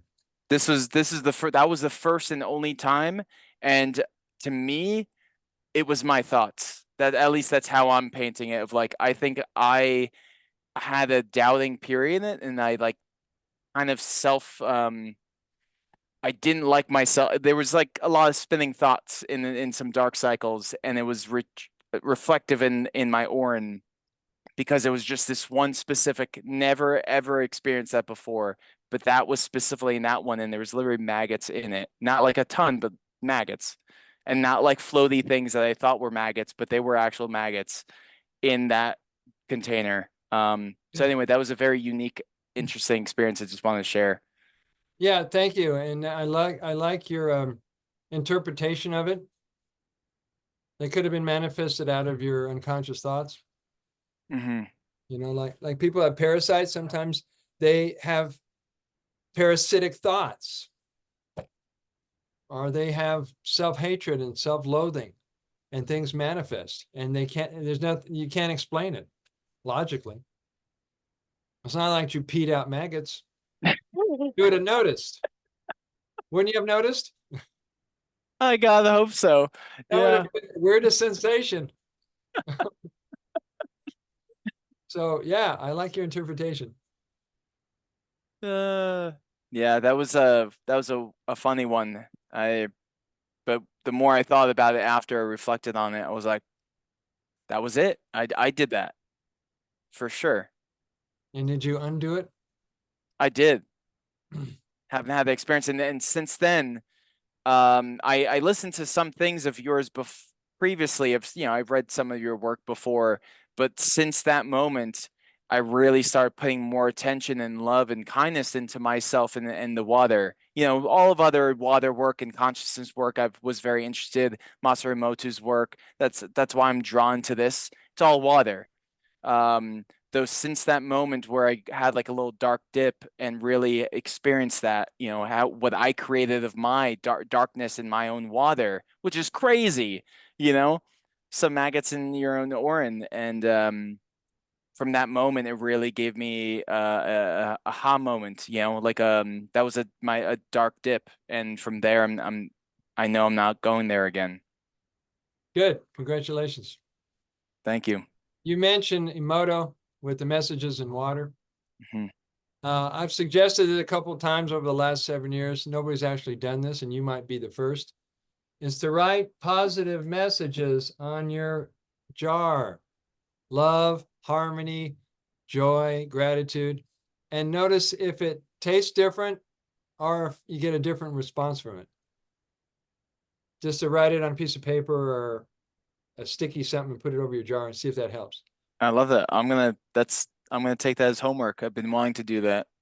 Thank you. Because other people, they try in all kinds of energy devices. Some people put it under a copper pyramid. They leave it out in the sun. They put a crystal in the jar. They put it on a Tesla plate. They zap it with Rife energy. They try all kinds of stuff to improve on something that's already perfect. Hmm. So there's no harm in adding some positive messages. I love it. All right. So that's everything up till now, dealing with saturation dosing, how to store it, pets, animals, gargling, swishing, nights, pets, fertility, children, and now we're going to move into foot soaking. God, I love foot soaking. I got to do some more tonight. So you got 3 different versions, and some of the things that I'm going to show you is for the people who are new to this class who didn't see this before. First and foremost thing that people use is either a soft plastic tub, like a Tupperware, Rubbermaid, that kind of thing. Hmm. It's a 2-gallon Tupperware.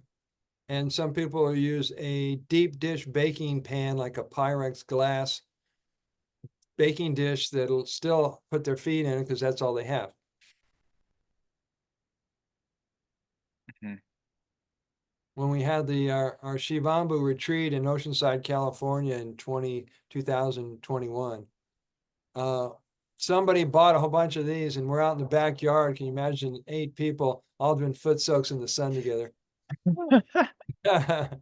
It was great. It was great. And then at the next retreat, somebody found a kiddie wading pool for kids.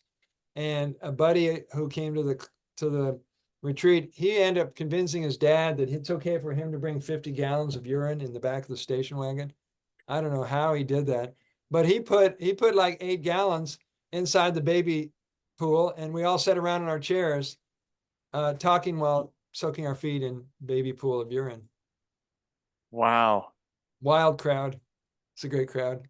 He personally had 50 gallons of urine on himself? Yes, yes. And then after we use it for all these different protocols, he still had 30 gallons left, and his dad's going, "You don't want to bring it home. Can you just leave it here? These guys will take it and take it from here."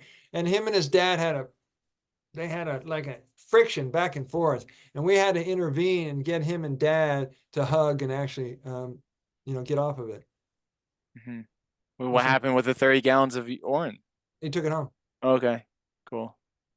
Okay, so the other thing, yeah, I know. Amazing things happen at these events.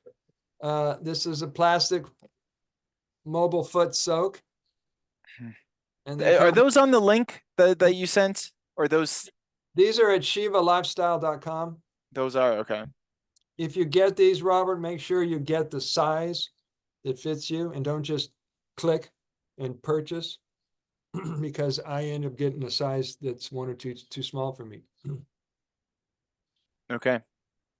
And then last but not least is the Shiva Koozie.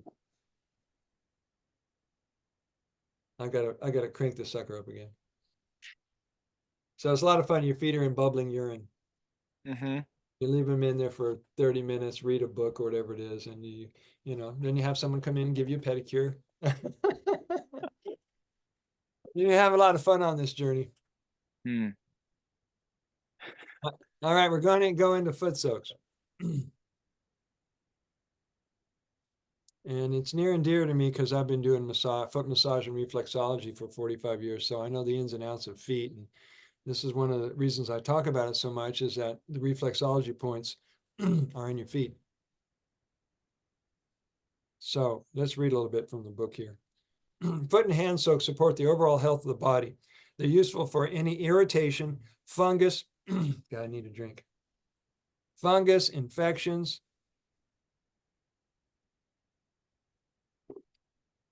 diseases, cuts, stings, bites, eczema, or scratches. I added that. I don't know if it's on the list in that book. Scratches. It's not in the book. You get scratched, you scratch yourself, something happens, and you put that on right away. Mm-hmm. Foot soaks are good for nourishing all bodily functions, from the endocrine system, digestion, absorption, nervous system, lymphatic system, the lymph glands, elimination, and then what I added was the immune system, the lungs, and the skin. Last year I learned that the largest organ of the body is not what we think it is. The largest organ of the body is the interstitial fluids between the cells. According to Dr. Robert Young, that is a system, that is an organ. And all the water in there has to be cleaned out. Is that fascia? Is that what you're talking about? Is that is that the Fascia same thing? runs along the skin, but where all the cells are in the body is fluids. Mm-hmm. And that fluid between the cells has to be maintained and kept clean. Otherwise, it's filled with dying cells and things that get in there. And he says that's another organ. Huh. Right? So when we're treating our body with Orrin therapy or complementary modalities, it's addressing the state of health of those fluids. Okay. All right. Place enough Orrin, 2 to 4 quarts will do in a 2-gallon Tupperware container. Now, a gallon would be optimal if you have a gallon stored. And what you're aiming for is just enough Orrin to cover your feet up to the ankles, because that's where the reproductive organs are.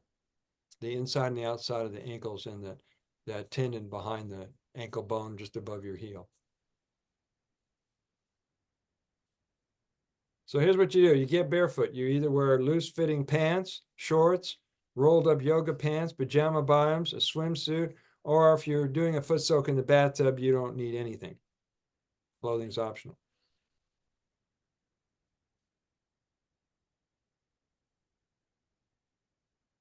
Taking, okay. I also went into enemas, but I didn't need to do it at that point. Orange enemas are a good way to prevent the destruction of hormones by gastric juices, buildup of toxic material, and obstruction or congestion. Furthermore, a number of compounds in orange are better absorbed this way than oral ingestion. That's why people say, well, why would I want to do an enema? And we're not in the enema part yet, but there's different pathways to get things absorbed into the bloodstream. And putting in the enemas is a great way to get to the portal vein. Did we talk about that? The portal vein is the direct vein that goes to the liver. Oh, okay. When people have eye issues, they also want to do work on their liver. And instead of doing coffee enemas, which is questionable unless you have the green organic coffee, or an enemas is a great way to get things right up the portal vein into the liver. So you're working on intestinal and liver health at the same time. Okay. Yeah. I would love to heal my eyes. I know I will You will. completely. Yep. I did it when I was 22. You can do it. Mhm. Many people prepare a plastic or glass container with full strength or diluted orin before starting a series. Oh, that's enemas. The glass container. Okay. Here's how you do it. Oh, why did I put enemas in this section? This is supposed to be foot health. Let me look ahead. In this book, it's separate. Oh, gotcha. Okay. Yeah, you have two distinct little subsections and it's separate. Okay. Well, it looks like we're going into enemas now.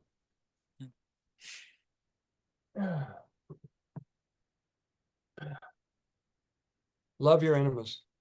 Make friends with them. Is this what you have? I have a more clear silicon. It's like a light blue, transparent one. But yeah, Okay. I have It has it's a bag. the tube, the clamp, and the tip. Yep. Okay. So these are lifesavers. Yeah, I've been using that for the last 2 or 3 years. They're lifesavers. Most people who have pain in their body, whether it's in the abdominal cavity, whether it's in the lower back, whether it's in wherever it is oftentimes it's misdiagnosed constipation. Because wherever it's been swollen, inflamed in the small and large intestines, and it pushes outward, and there's pressure on those organs, they go to a doctor, and the doctor says, "Oh, you have liver problems, you have a back pain, you have da da da da." However, if they went to a naturopath or a nutritionist and they got these people to do an enema or colonic, the pain goes away. So do the migraines. So whenever you feel uncomfortable, at ease, bloated, whatever, enemas, hit them, hit them. And Yeah. what I'll do is about 4 or 5 rounds of full bags worth, Okay. because you can't empty the entire bag unless there's at the end of the large intestines, the sigmoid, unless it's clear enough to get water to absorb up the large intestines, it may take several rounds to loosen up those areas. Do you retain them for a long time? Because I've heard the people, just it can flush it quickly or like hold in until you have to go or hold in at least 10 minutes. What's your thoughts or experience yourself? It varies from use to use. Sometimes I'm barely make it off the floor to the toilet, Hmm. and other times I can hold it for 10 minutes or so. Okay. It all, Another intuitive practice. yeah, yeah, and holding it longer means more absorption. And if more nutrients are getting in the large intestines, they have a much better chance of breaking up fecal matter. Because ultimately, you want to be able to get to the small intestines where a lot of stuff's been stored a whole life. Hmm. This is why I've been using and recommending the Zen cleanse. Did I bring that up? You did. Oh, it's a lifesaver. They use enzymes to knock this stuff out in 24 hours. And it's a time saver because most of those colon cleansers and the detox programs, it takes weeks. Hmm. You know, have to learn recipes and protocols and buy a bunch of supplements. And these guys figure out how to get it clean, get your intestines cleaned out, your liver cleaned out, your lungs in 24 hours. Wow. Yeah, as I'm getting cleaner and cleaner, and when I have a little financial, a little clearing, I plan to invest in that. Good, good. All right, so we'll read a little bit about this. Now we're scheduled to do a break in about 10 minutes. Okay. So then we'll still have a full almost 2 hours. Here's how you do it. And I got it down to a system. If you're doing enemas, Robert, you got a system by now. All right. Take the bathroom rugs out. Bring in whatever you're going to oil the tip with. Bring your orin up on the counter. Fill up the bag. Know where you're going to hook up the bag, either over a doorknob, the toilet roll, the shower sliding door. You know where you're going to hook it up. So the tube, you can still access the tube when you're ready to insert it. Right. So get all that set in Mhm. place. You got the rug on the floor. You're laying down the rug. You got the tube. You put it in place. You fill up. You go to the toilet. You evacuate, and you do that over and over and over again until you feel like that's enough. I feel like it's a good stopping point. And then the work's not done until you clean up the bathroom. Clean up the floor, reset the bathroom floor, clean up the equipment, hang it up. Then you're done. And it usually takes me about 45 minutes. Hmm. So you have a system? It's similar. Yeah. It's I mean, there's foundations that I feel like everyone has to do there. But yeah, I have a much faster and efficient than I was when I started. When I started, I felt overwhelmed, I felt rushed or like, pressure it was a bunch of things. But now I relaxed into it deeper. Yeah, there you go. Yeah, I usually have music playing in the background. Yeah, definitely music. I mean, silence is great too if that's part of your practice at that point in your life. And then sometimes I think silence is key. Yeah. Other times I play classical music or just like bhakti or just like, light ambient music, but classical music has helped me a lot. Well, it's a very intimate moment, so you might as well like get in the mood. Yeah. It's just me and my body. I might as well enjoy this. Yeah, I mean, definitely have at times, you know, in anima mode or not, like anything that can help for myself of like to relax and deepen into my body and just to like, oh, I've been holding on to tension. That's weird. Anything that reminds me or helps me do that of just like, oh, like it's going to be easier for the intestines to release and then the other things to release. And that's like take care of yourself. As you said, like spa yourself, massage, all these other things, music, whatever music brings us joy or relaxes has Yeah, helped me a lot. Because I've held in the past in my like wrists or in the gut, hence constipation. We hold so much tension there. yeah. Yeah, it's great to be that self-aware. Mhm. And And candles, you, that's part of my process too. If I have access to candles, oh, definitely. Yeah. kind of like set yourself on a date. There you go. Perfect. I'm taking myself to an enema party. Yeah. There'll be nobody else in attendance, just me and my enema bag. Good Yeah. times will be had. Thank you. Uh-huh.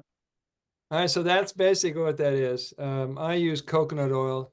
No, I switched to sesame oil a while back, so that's what I use for oiling the tip. Some people use coconut oil, some people use various types of oil, but uh, that's the same I use in massage practice as sesame, Ooh, okay. and Sesame oil. that's for a vata pitta. Hmm. That's what I am. So yeah, you might try using sesame oil. Hmm.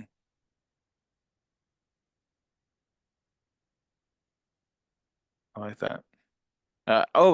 Question. Have you used the when I have my own space, I want to get one. The boards, it's almost acts as more of a colonic.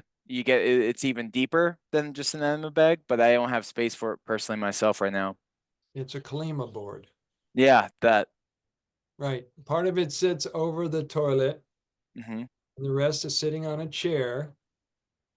You got a bucket hanging up somewhere, and then you straddle over this dome, right? And that's going to collect everything that leaves your body and then goes right into the toilet. Hmm.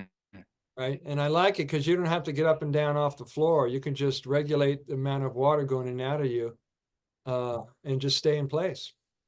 Yeah, because you have it's a bigger, I think, tub, right? Or if able, you can fill up more water than just a small bag. Well, you're using a 5-gallon bucket, Yes. Okay. Hmm. right? And there's a dome with a hole where the tube goes. And so whatever leaves you, it goes around where the tube was and it goes right into the toilet. Yeah.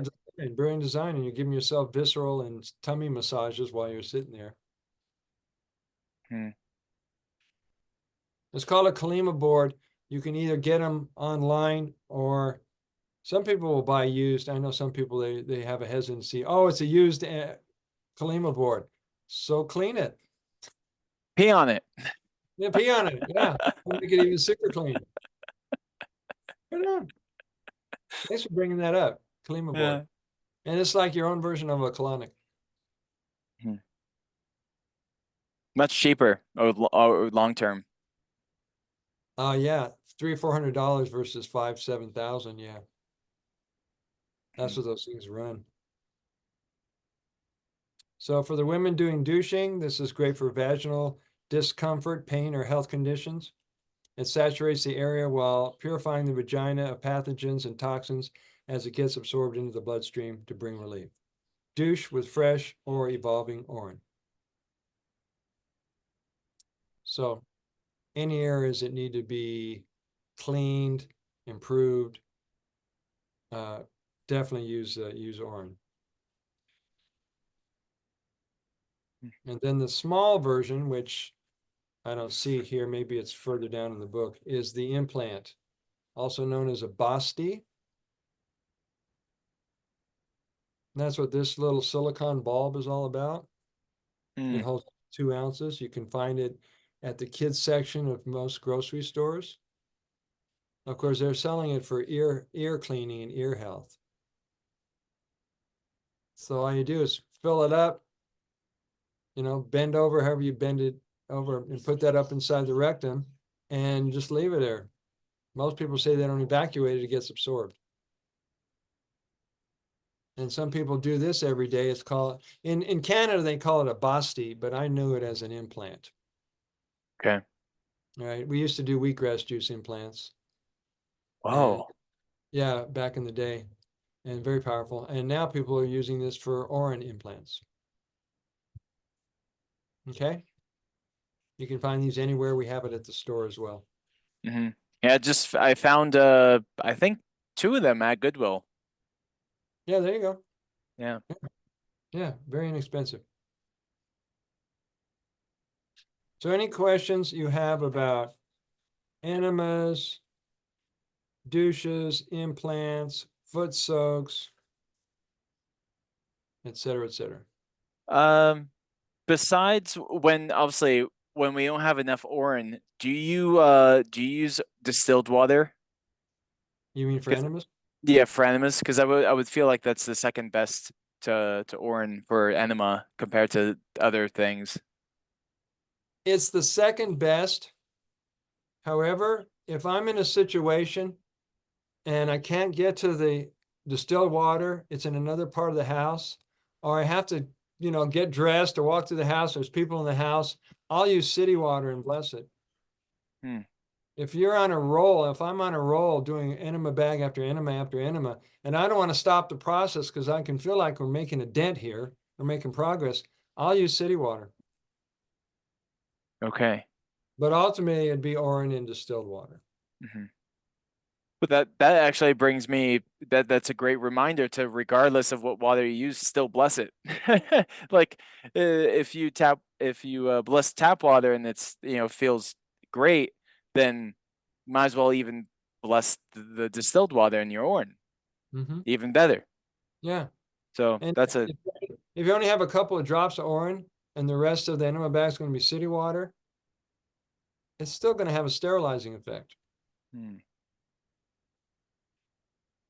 It's like when I'm taking a bath and I pull out that sprayer, whatever comes off of my body while I'm bathing and goes into the water, in my mind, I don't smell chlorine anymore. I don't feel the presence of fluoride and chemicals in the bath water, even though I'm not filling the entire bathtub with orange. You got to give our mind some wiggle room so we don't get OCD about using this in situations where people go, wait a minute, you're storing it in plastic? Some guy says, why would you want to store it in plastic? You got all these things that will leach and go into the plastic. And this was Harry Mannanice had asked me, you've heard of Harry? I've heard that name once before, maybe through you, but I don't know. Not too Okay, much. he's written a couple books on aged orange. Okay. We did an interview. He says, well, people ask him all the time because he was storing it in plastic. He says, is that a good idea? Should we store urine in plastic? I said, urine is more powerful than plastic. I mean, what are you going to tell the people in Africa and in certain countries? They don't have glass containers. All they have is recycled water bottles, milk containers. That's all they have to store their urine. It still get better. It's a state of mind. If that's all you got, that's what you use. You don't have time to like travel from state to state. I need glass bottles. I'll buy some on Amazon. Use what you got and bless it, double bless it.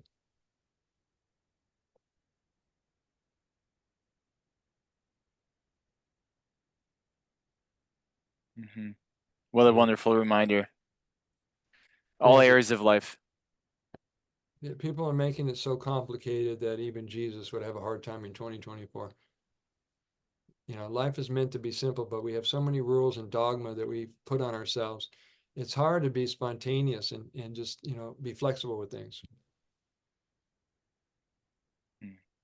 I mean, I learned that in Hawaii. We go on a hike, we go to these beaches, and people bring all this fruit, and somebody forgot to bring a knife or a spoon.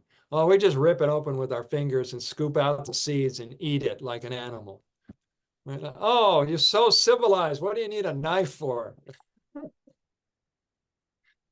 You got to learn to, be a lot lighter about everything.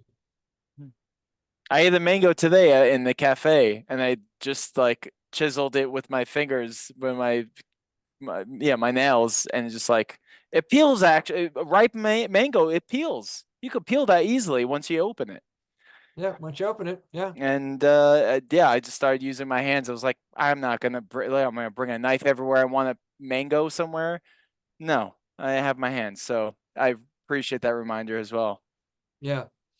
And I learned the art of eating with your hands. I was studying with Dr. Vijay Gupta, who was one of my mentors for urine therapy.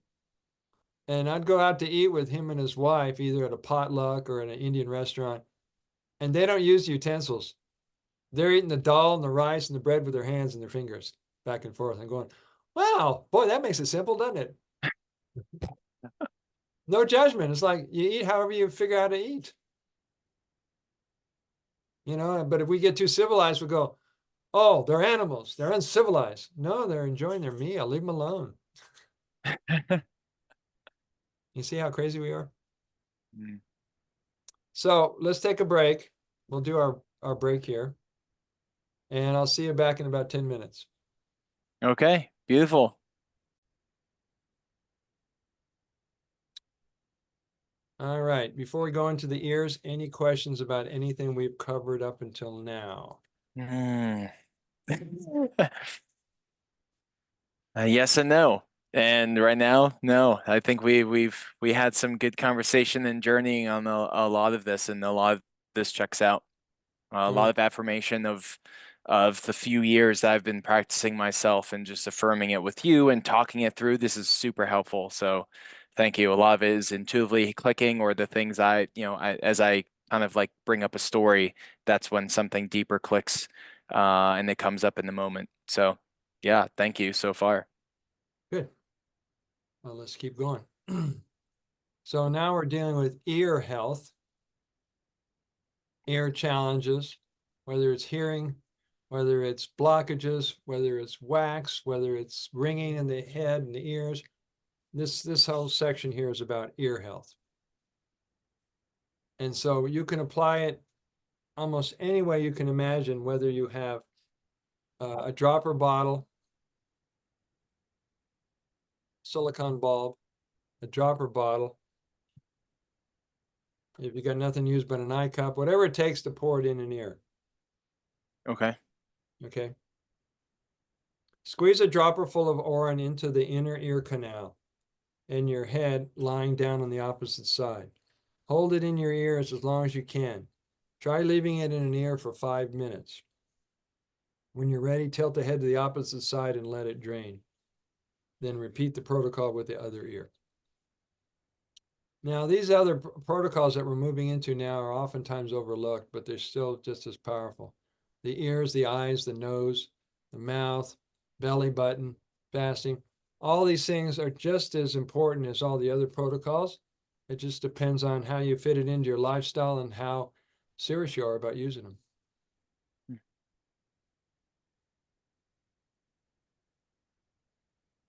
An alternative method to eardrops is to place an orange soaked cotton ball in the ears. Keep it there for an hour and then remove it. Tip head to the side of the ear and massage throughout the ear to either absorb or drain the remaining orin.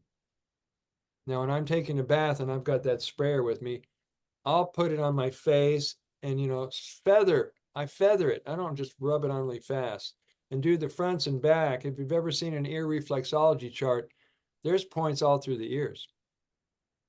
The chart looks like a baby body all curled up inside itself. So while you're massaging it around your ears, pulling the earlobe, pulling it back, you also can stimulate these reflexology points. So there's multiple tasking you can do when you're doing these protocols. Pretty cool. Q-tips are useful not only in applying and dabbing inside the ears, but they can also be used in many ways. Most people will easily sniff a finger dipped in pee as a beginner's method of drinking it through the nose, while others prefer the use of a Q-tip to swab orin inside both nostrils to clean out bacteria, nasal passage as they lightly sniff the orin. That's a personal choice. I mean, some people have, and I do this every now and then, just get the essence of it by sniffing it. Because there's something that's going to be that's going to lift up and go into your brain, into your nose. If you can't sniff it out of your hand, you can smell it for a while. To start. Yeah, worth a try. Yeah, for up until recently, I've just I think I told you last time. I just whenever I start snorting, I just do it through my hands, just because I had nothing, just cup my hand and just snort a little. And now I think as you mentioned in the book of now I'm like starting to like try to drink it a little, let it fully go through and like go clear through my throat and into my mouth and just swallow that. And then that's a new sensation for me. That's been a little new for me. We're going to get to that chapter in just a little bit. Okay, I won't go into it deeper, but yeah, just that's it's been great kind of evolving from that.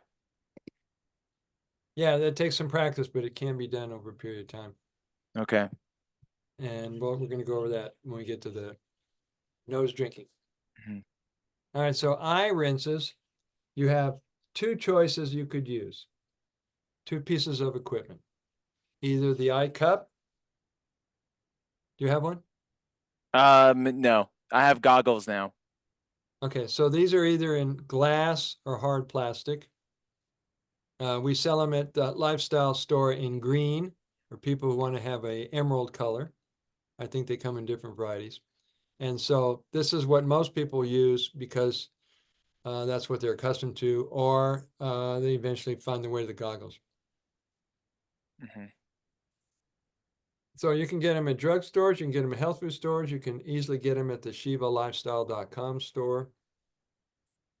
You fill up 1 eye cup with fresh orange to avoid a sting from the astringent quality of evolving orange. Now these are designed, if you can see, they're shaped like an eyeball.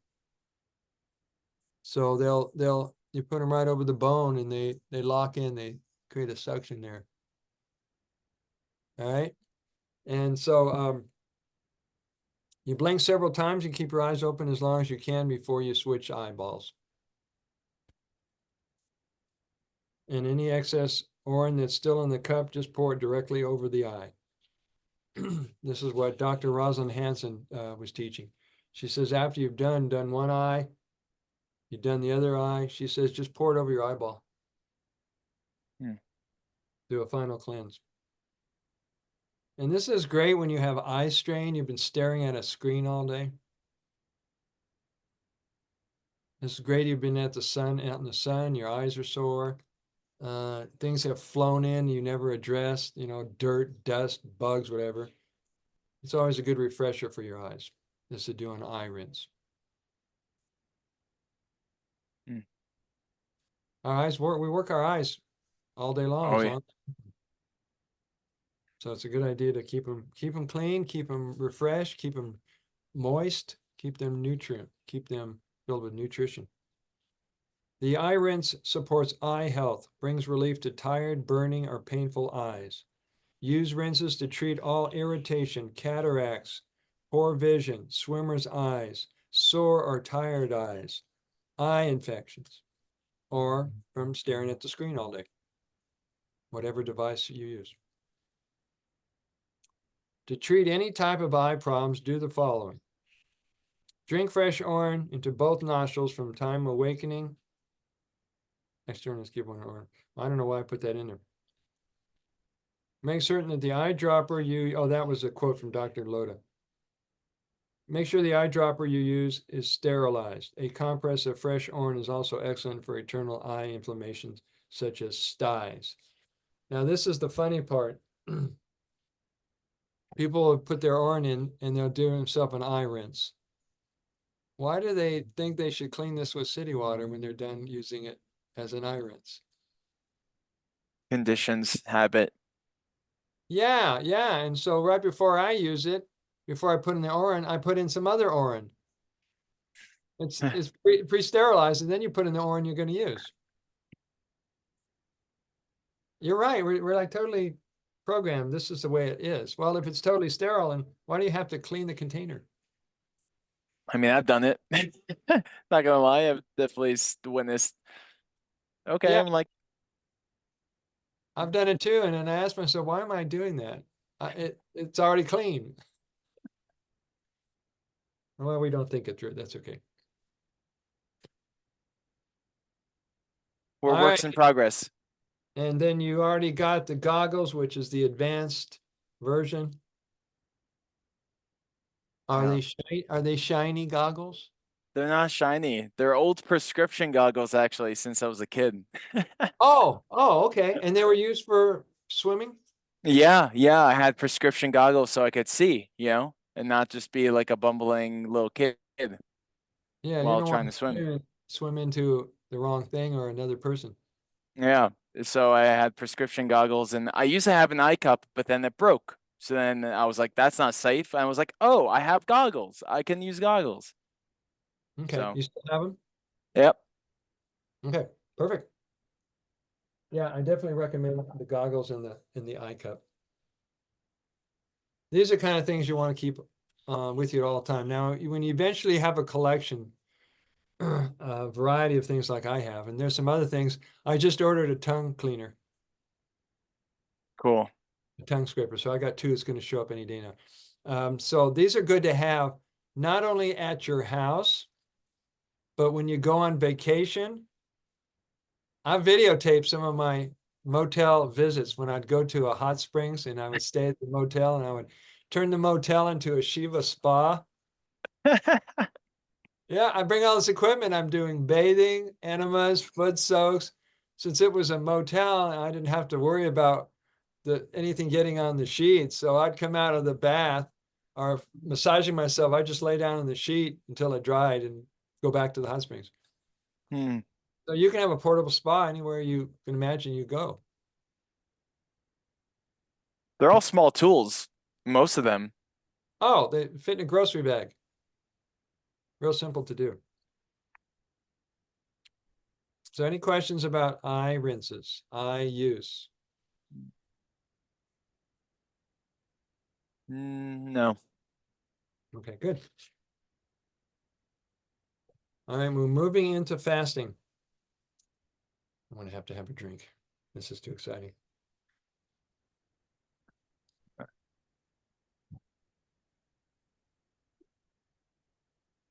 According to my mentor, Leonard Orr, you'll hear me refer to him a bunch of times. He says fasting cures some people, makes other people sick.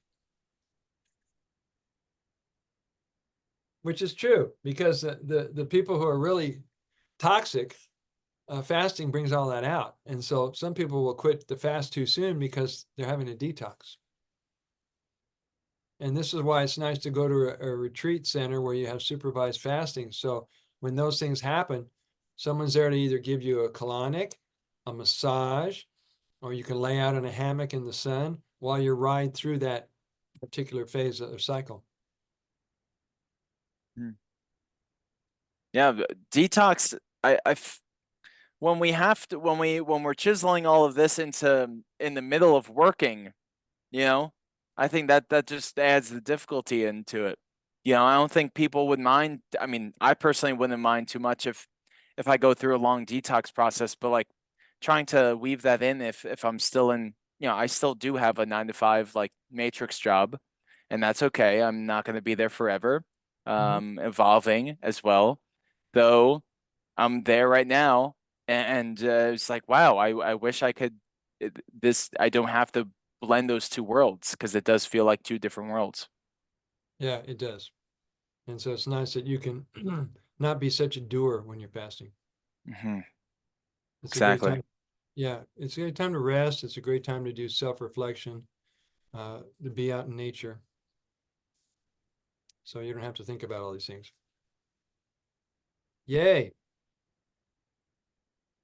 So how does one go on an Oran fast? We're on section 7 of the protocols. Fasting is a vacation. It's a mental vacation from food. It's a physical vacation from food.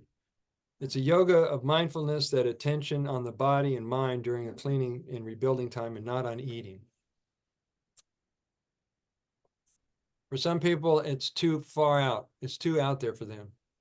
They're so addicted to food. They're so slaved by food. For them to go more than 6 to 8 hours is hard for people, right? And some people, intermittent fasting is a stretch for them. To go 16 hours, 18 hours, or even 24 hours is hard for them because we're so used to putting something in our mouth. We're programmed. If you eat, you can have strength and health and vitality. If you don't eat, you can get weak and sick and age and die. So it's good to play with that because that's not the determining factor whether you get healthy or live long. So fasting gives you an opportunity to reassess your relationship to food. And this is why it's been considered a spiritual practice for millennium in various different lineages and spiritual teachings. They even fast on Lent. The Christians fast, and the Jews would fast on a high holy service.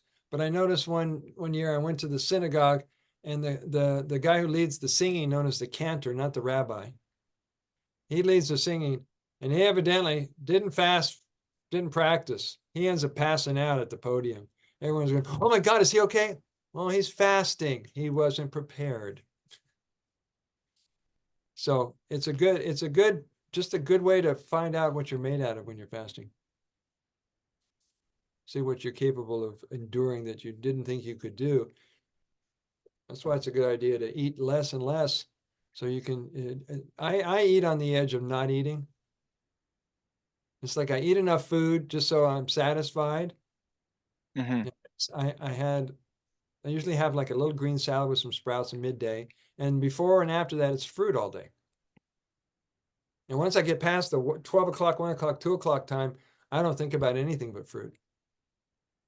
Because I already did the major meal of the day. So you get to play with that. You see who's running the show, the food or you. All right, so here's how this works. Drink 100% of your urine during the time you're peeing, shortly after you pee.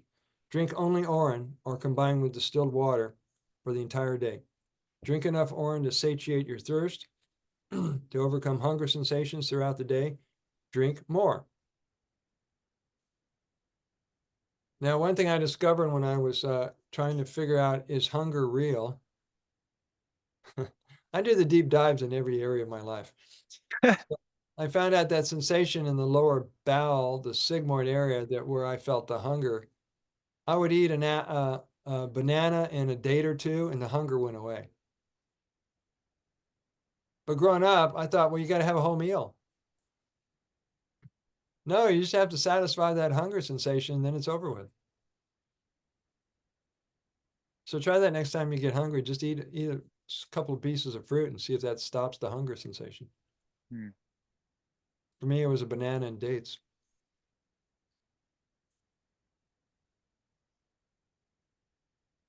Two of my favorite fruits. There you go. Yeah. Now in Colorado, you can get fresh figs. Most of the dates come out of the Middle East. Yeah. Same with the sesame seeds. So the advanced practice is to drink as little urine as possible, and that puts you on the edge of a dry fast. And that's where autophagy comes in. Your body starts to clean a lot deeper and deeper. Avoid drinking urine or any fluids a couple of hours before bedtime so it won't interrupt your sleep.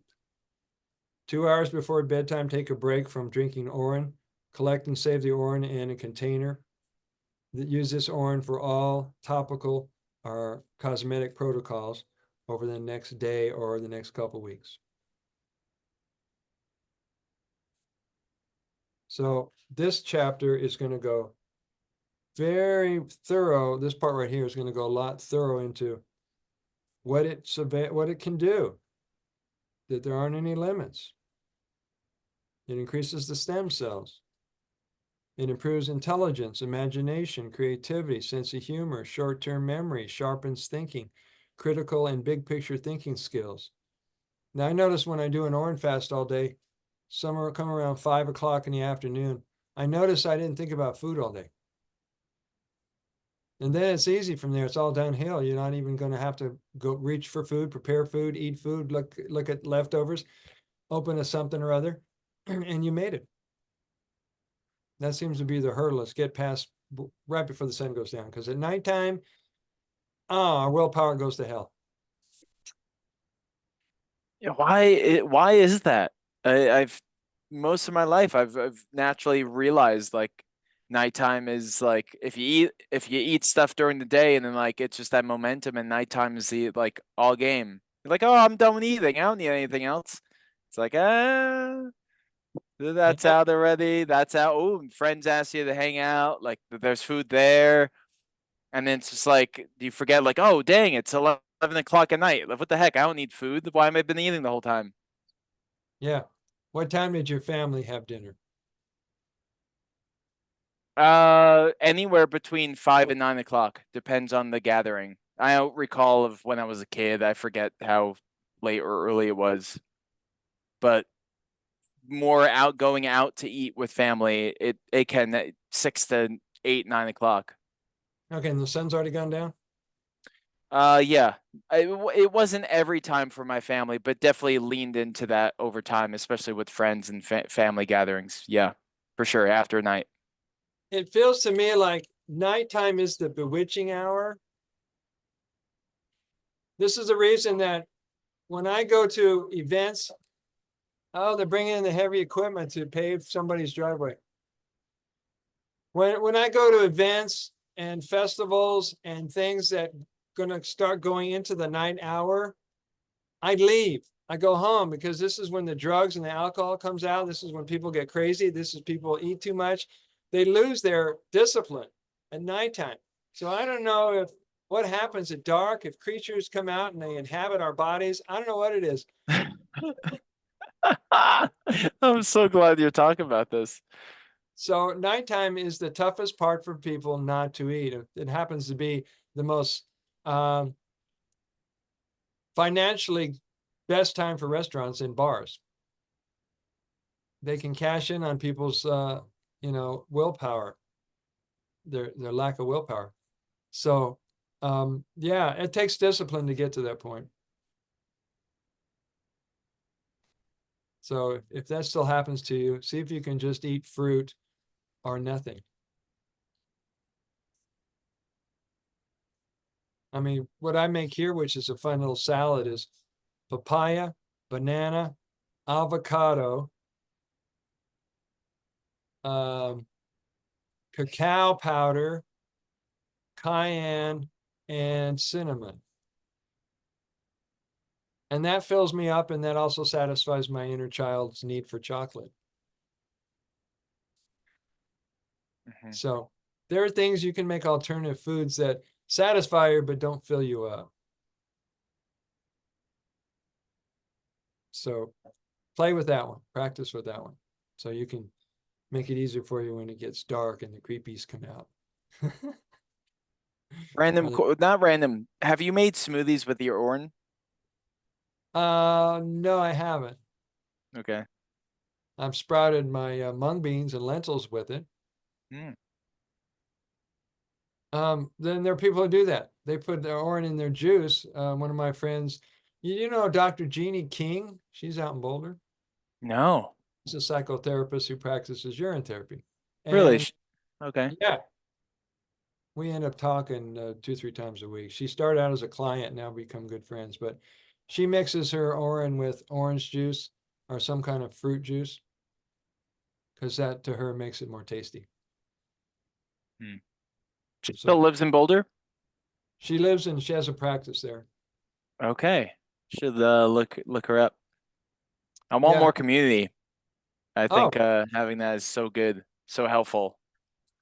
okay. I'm going to connect you guys. Robert There's so and many online groups and I'm like, in different aspects of like my interest, but like it doesn't there's still a gap. Having physical community is really helpful. I mean, this is amazing, at least live chats here and there, but physical community, knowing that you're not alone in person where you live is I think a great piece to move forward. well, when I left Boulder, there was about 18 people in the community that did urine. Okay. They went off in different directions. Some of them are still in Boulder. Uh, and they have different mindsets, meaning some people who practice urine therapy, they still believe what's on television. They still believe that narrative and that woke whole thing. And then there's folks like you and I, and even Jeannie, we get to talk about the backside, the backstory of what's going on behind the scenes with the countries, with the governments, with the white hats. I mean, we can go deep in those conversations if we want to. Jeannie loves it. She loves to do that. Awesome. Sounds like a friend already. I think you guys would click. So yeah, I'll get you guys to be able to exchange phone numbers. Thank you. Mm-hmm. So these are all the different things that makes Orin fasting do what it does. And so I'm not going to go over it all, but it really helps when you're fasting to know how to enter a fast and how to break a fast. If you ever studied, the art of fasting, they tell you eat fruit up to 3 days before a fast or very light raw foods. You don't want to be moving into a fast so there's more excess work on your gut and your elimination organs. And then when you break a fast, you just don't go back to the normal way you're eating because you have to adjust to introducing food again. And this is where people start off with fruit juices, green drinks, maybe a broth, and slowly introduce food again. Because breaking is just as important as starting it. Make sense? Yeah, I learned those things by messing around and finding out. Trial and error. Yep. The length you want to do a fast is optional. Whether you're going to do 1 day, 3 days, 7 days, 14 days, 21 days, 30 days. Some people have gone longer, but that's going to be up to you. What some people do, Robert, is they set their time frame down. I'm going to do a 3-day fast, and by golly, they do it. Some people take it day by day. Well, today worked out well. Let's go another day. So that's up to you. And if you can, prepare your kitchen so that those temptations aren't facing you when you open the refrigerator or a cabinet. You go, oh yeah, there's those crackers and those chips that I like. Oh yeah, there's these nut mixes, blah, blah, blah. And you don't really want to eat it, but your old self would grab it. So you have to be disciplined. Environment. Why have a kitchen stocked up if Yeah. Stock it up with what really nurtures you. yeah, put bottles of orange everywhere. It was for lunch. Oren, what's for dinner? Oren. Is there a theme here? Oh, I love it. Oren gives you better sleeping when fasting. Oren removes heavy metals and toxins safer and faster than zeolite, wheatgrass juice, shilajit, cilantro. I'd also put cilantro in there because that's known for getting rid of radiation. Oh. Yeah, I get it from a local farm. So when I'm making juices, I can get cilantro and carrots and ginger and parsley and all that stuff. True. Cilantro's in that was in a popular like detox drink with blueberries, right? I think heavy metal detox drink or just general detox. I've heard. Yeah. Yeah, I would definitely do it fast. It cleans the cells. Orange fasting cleans the cells of metabolic waste, cellular waste, facilitating cancer healing, healing of non-genetic diseases. How long should I do a fast? I've already answered that. As long as you can. One guy that I knew, he healed himself of being in a wheelchair. He had a spinal injury and he was in a wheelchair and he fasted for a year, 365 days. It wasn't Oran, it was Master Cleanse. And he healed his legs and he got out of the wheelchair. He no longer used a wheelchair. And then he opens up a company called Young Living Essential Oils. That was Dr. Gary Young. Wow. And I always wondered, well, what if he was fasting on Oran? Maybe it wouldn't take a whole year. Dr. Sebi was doing Oran in his eyes and he went blind. And then his Oran came back. I mean, his eyesight came back after 3 days of doing Oran in the eyes and discovered that the brain drains mucus over the eyes, can drain mucus over the eyes. He was clearing mucus out of his brain. You're going to hear all kinds of wild stories about what people heal using their own bodies. Never ceases to amaze me. So if the guy with the wheelchair had been doing Oran instead of Master Cleanse, no telling what the timing would have taken. Might have been a lot quicker.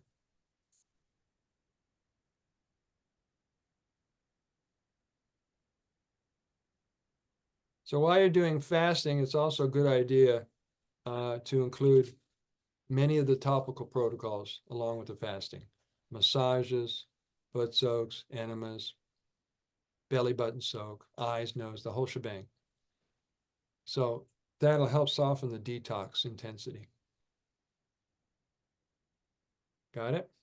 Mm-hmm. So, if you build it into your practice every day, when you're able to knock out 6 or 7 or more protocols every day, then it's easy to build that into how you're going to approach yourself when you're fasting or doing enemas or there's some intense detox going on. And when we get to the general treatment suggestions, you have to see how you can design which protocols you're going to use for not only your recovery and your restoring your health, but how to guide other people, which is very important.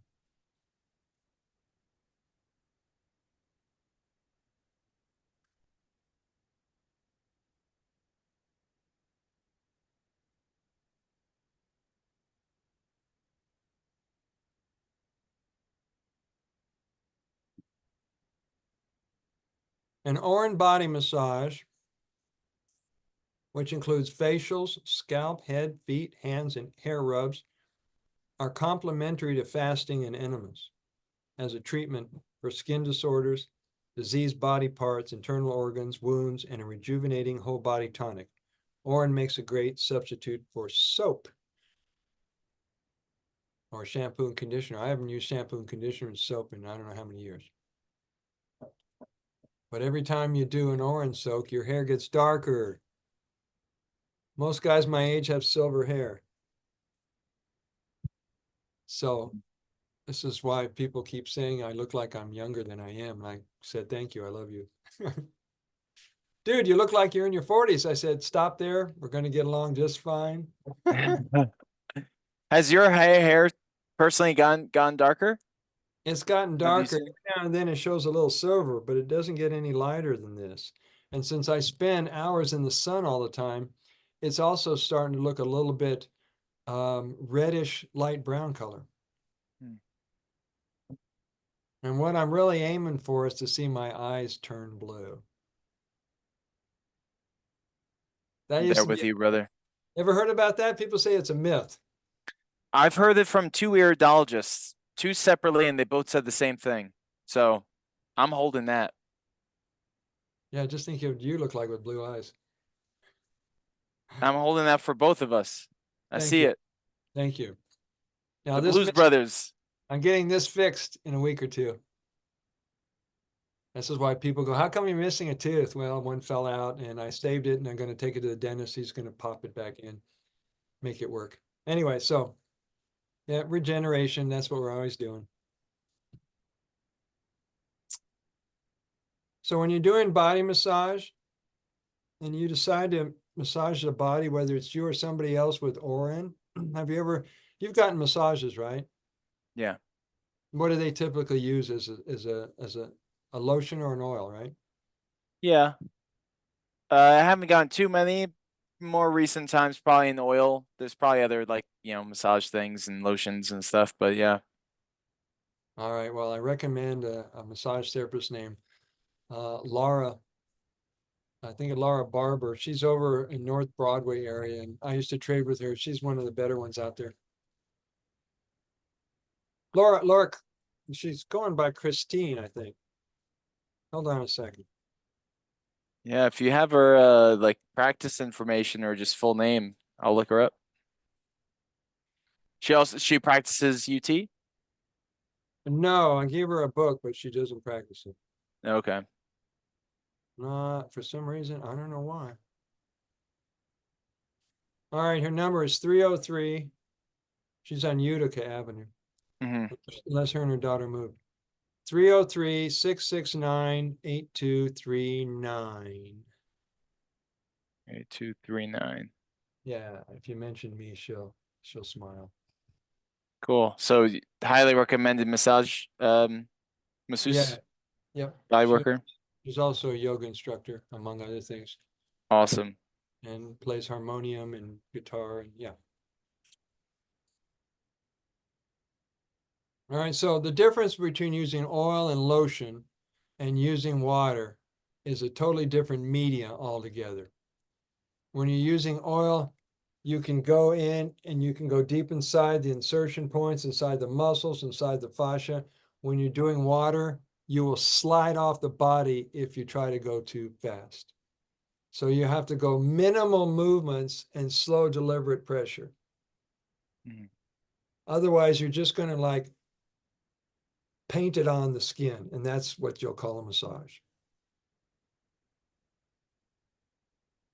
It's a different viscosity. It's a different thickness. When I gave a massage with a woman's Orin at our first retreat in Oceanside, California, we're out in the back in the gazebo, We set up a massage table. She undresses, she gets under the sheet, and she had like 2 quarts of her Orin.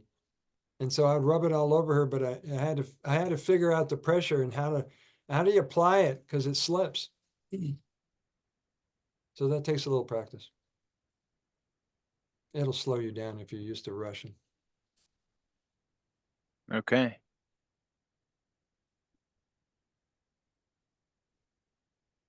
When an Orin is absorbed in the skin, the odor of ammonia will be gone after a short period of time. It's either known as evaporation or outgassing.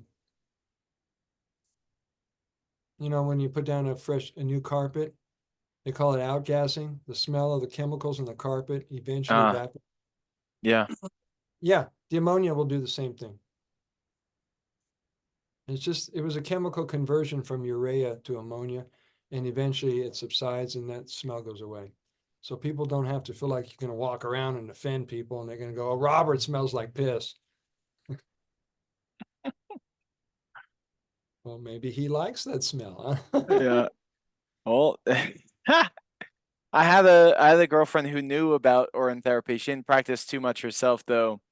One time she said we kissed and she tasted. She's like, did you drink?" And she's like, "It's okay. I like it. It's fine." And I was like, "Okay, that makes me feel a little better." But she knew she has the mindset of it. She was already adapted. It wasn't like someone random knew, but I was just like, "Wow, you taste like piss."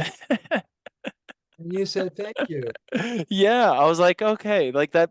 It felt received very well, you know. Like obviously we hold our own and we know what works for us. Though at the same time, when you have a loved one or someone you relate with, that's very well receiving and that supports the vision and the energy, Did she ever whether take it's up, there or this. did she start the Go ahead. practice?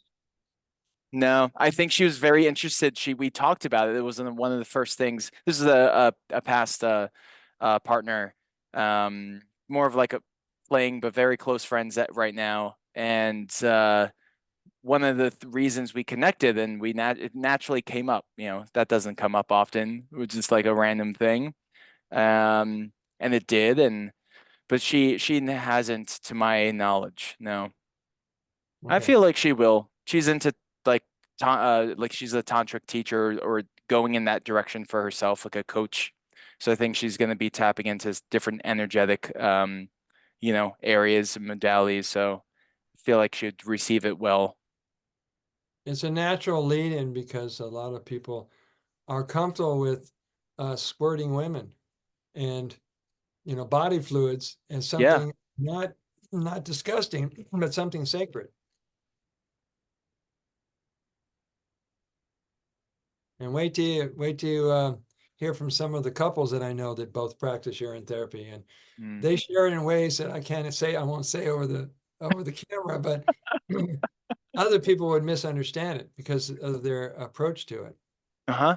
I can already imagine. Hmm. So I'm looking for a partner like that. Likewise. There'd never be a boring night at the house. Yeah. Let's just get together and see what squirts. I mean, what happens and what... All right. Any questions about massages? Um, hmm. No, Okay. I feel like Um, we cover you. Uh, yeah, we cover it well as okay. it comes up. Now, including in massages is also scalp and hair massages. And typically you'll do that when you're in the shower in the bath anyway. You take your container and pour it over your head and then rub it in. Now, what would be ideal, and I was able to do this in Boulder because I lived with some friends and we'd spend time at Valley View Hot Springs. It's a clothing optional place. So I'm living with two naturalists. So if I want to go out in the backyard and give myself an all-out Orin massage and lay out naked in the sun and let it dry, nobody would say anything. So if you ever can find a secluded place like that, jump on it. Or if you have a patio and you can wrap it in sheets and you can get below the level of the patio bar, you can still be direct sunlight. There's always something you can do if you're creative. Yeah, my patio allows that as long as if my roommate is not around. Oh, okay. She's not, she's great, just not into the whole naked routine sharing. I understand. Yeah. Everyone's a different place with it. Here's a shampoo recipe. Real simple one. Fill your jar with pee, put it on your hair. There you go. You don't have to go down to the store and read labels. Wow. I'd like to see a natural shampoo company. 100% this. It's a But it great might be label. it might be out there because in some of these countries, like in the Middle East, they're selling camel and cow urine. I wouldn't be surprised they don't sell it as a shampoo. Mm. Maybe somebody's already picked it up on the ethers and they're doing it as we speak. Who knows? Who knows? Food poisoning. Several research shows that urea is a proven antibacterial agent found to contain antibodies to food contaminants such as salmonella in infected individuals. Start with 3 to 5 drops, increase the dosage to tolerate it from a dropper full to several ounces. Okay. I'm gonna stretch here for a second. Yeah.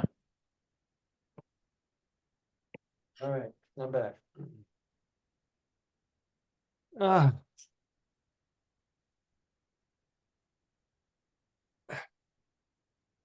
we're in the nose drinking right now. No sniffing, no snorting, any way you can get in the nose, whether it's in your hand, whether you use a nebulizer, whether you use a nasaline, soft syringe. Have I shown you this yet? You have. Yeah, you went over at least the tools quickly on the first session. It's a nasaline. It holds 60 milliliters of whatever liquid you use. And it has a tip and a plunger. So with this little device, you're going to aim it at a nostril and put the pressure on it. It'll go all the way up as much as it can as much as it can contain to go up into your brain or behind your nose bone. And whatever doesn't make it up there just comes out the nose. And this is great for people who they're still shy about snorting or drinking it up the nose. And so it only takes a couple of seconds before you realize it's over with and the shock value goes away. So these are like $14 at the store, and they come with a saline solution as they use for ears or whatever they're using it for. Yeah. So I throw the saline solution away and just keep the part I really wanted, which is the syringe. Okay. They also have a kid size. They have a kid size, so if you're working with children, you can get one that's 3, 4, 3. It's not as big. It's a little bit smaller. And you use the whole syringe at times, filled with I, water, I just right fill up. I filled the entire syringe, Oh wow. Okay. and then get yourself ready mentally because you're about to just pump a large amount of urine up your nose. Yeah. Do you drink it that way, or if you could catch it, or you just like come out? Well, when you get into the drinking, I'll demonstrate here in just a little bit. It goes behind the nose bone, right? So it catches up to, if you drink it, it goes straight down the throat, but it comes in the back side of the throat and it ends up down here anyway. You'll swallow it, but you're not using the pathway of the throat. You're using the little tube behind the nose. Mm. That's how that works. Ah, And that's how you get the clear the mucus and that canal. and what it's going to take, let's see if we can demonstrate here. I might have enough. This should not be done by amateurs. unless you're a trained, pea nose drinker, you should not try this at home. So my mentor was Samuel Cohen. You'll see his face in there. And he's from England, but he spends time in Israel, Thailand, and I think he went to Vietnam. And he's a very devoted yoga practitioner, and he follows his spiritual master. And urine therapy was something he learned from his teacher, which is a guy named Kelly Raw. And those two have been seen out at outdoor festivals and concerts drinking up the nose. They'll drink anything up the nose. They'll drink urine up the nose. They'll drink wine, coconut water, carrot juice. And they said, it's a whole nother experience. I'm going, why do you want to drink wine up the nose? He says, you've not experienced what it's like to really have the effect of, not organic, non-sulfite free wine up the nose, up here. So right now I'm sticking with this, and I have tried coconut water. Let's see if I can demonstrate. Help me out here, God.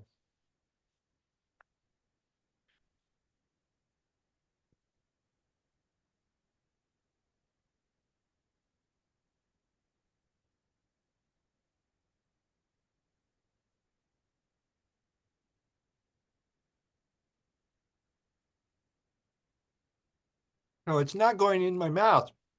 It's going behind the mouth, down the throat. I mean, whatever pours out your mouth, you figure out what to do with it. But that's what nose drinking is all about. You end up practicing the use of this muscle back here, which you coordinate it with your stomach and your throat. You know, when you go to clear your sinuses and you go, well, you're using that muscle. So it's a matter of training your face, so to speak, to be able to use your nose as a straw. Okay. So if you want to try that sometime, you may want to be over a tub or over the sink. The alternative to doing it this way, Samuel would have people put it in their mouth first. So when you're drinking up the nose, it forces it behind the throat. Oh. So what he would suggest, and I'll do that as an alternative, keep some in your mouth before you drink up the nose. Okay. Did you get that? Yeah. If you want to see demonstrations, go to Google and type in urine drinking through the nose, and you'll find all kinds of different people that are doing demonstrations. Some come from India and Pakistan, and others come from all over the world. Okay. So yeah, it's actually a brain saver. In the afternoon, when your energy dips and your brain's not clear and you can't seem to track and your creative juices are like on hold, I keep a container like this in the car, right? And I keep at least a quart-sized jar bigger than this in the back seat. So just pull over, snort some up your nose, and watch your brain come back online. All right. I'll keep track of that because I'm curious of the difference. Yeah, it's of amazing. The energies. Well, you know what it feels like to be able to access intelligence, access insight, access information. And when you can't do it, it's very frustrating. It's almost like there's mental interference. Somebody is interfering with our brain waves. I don't know.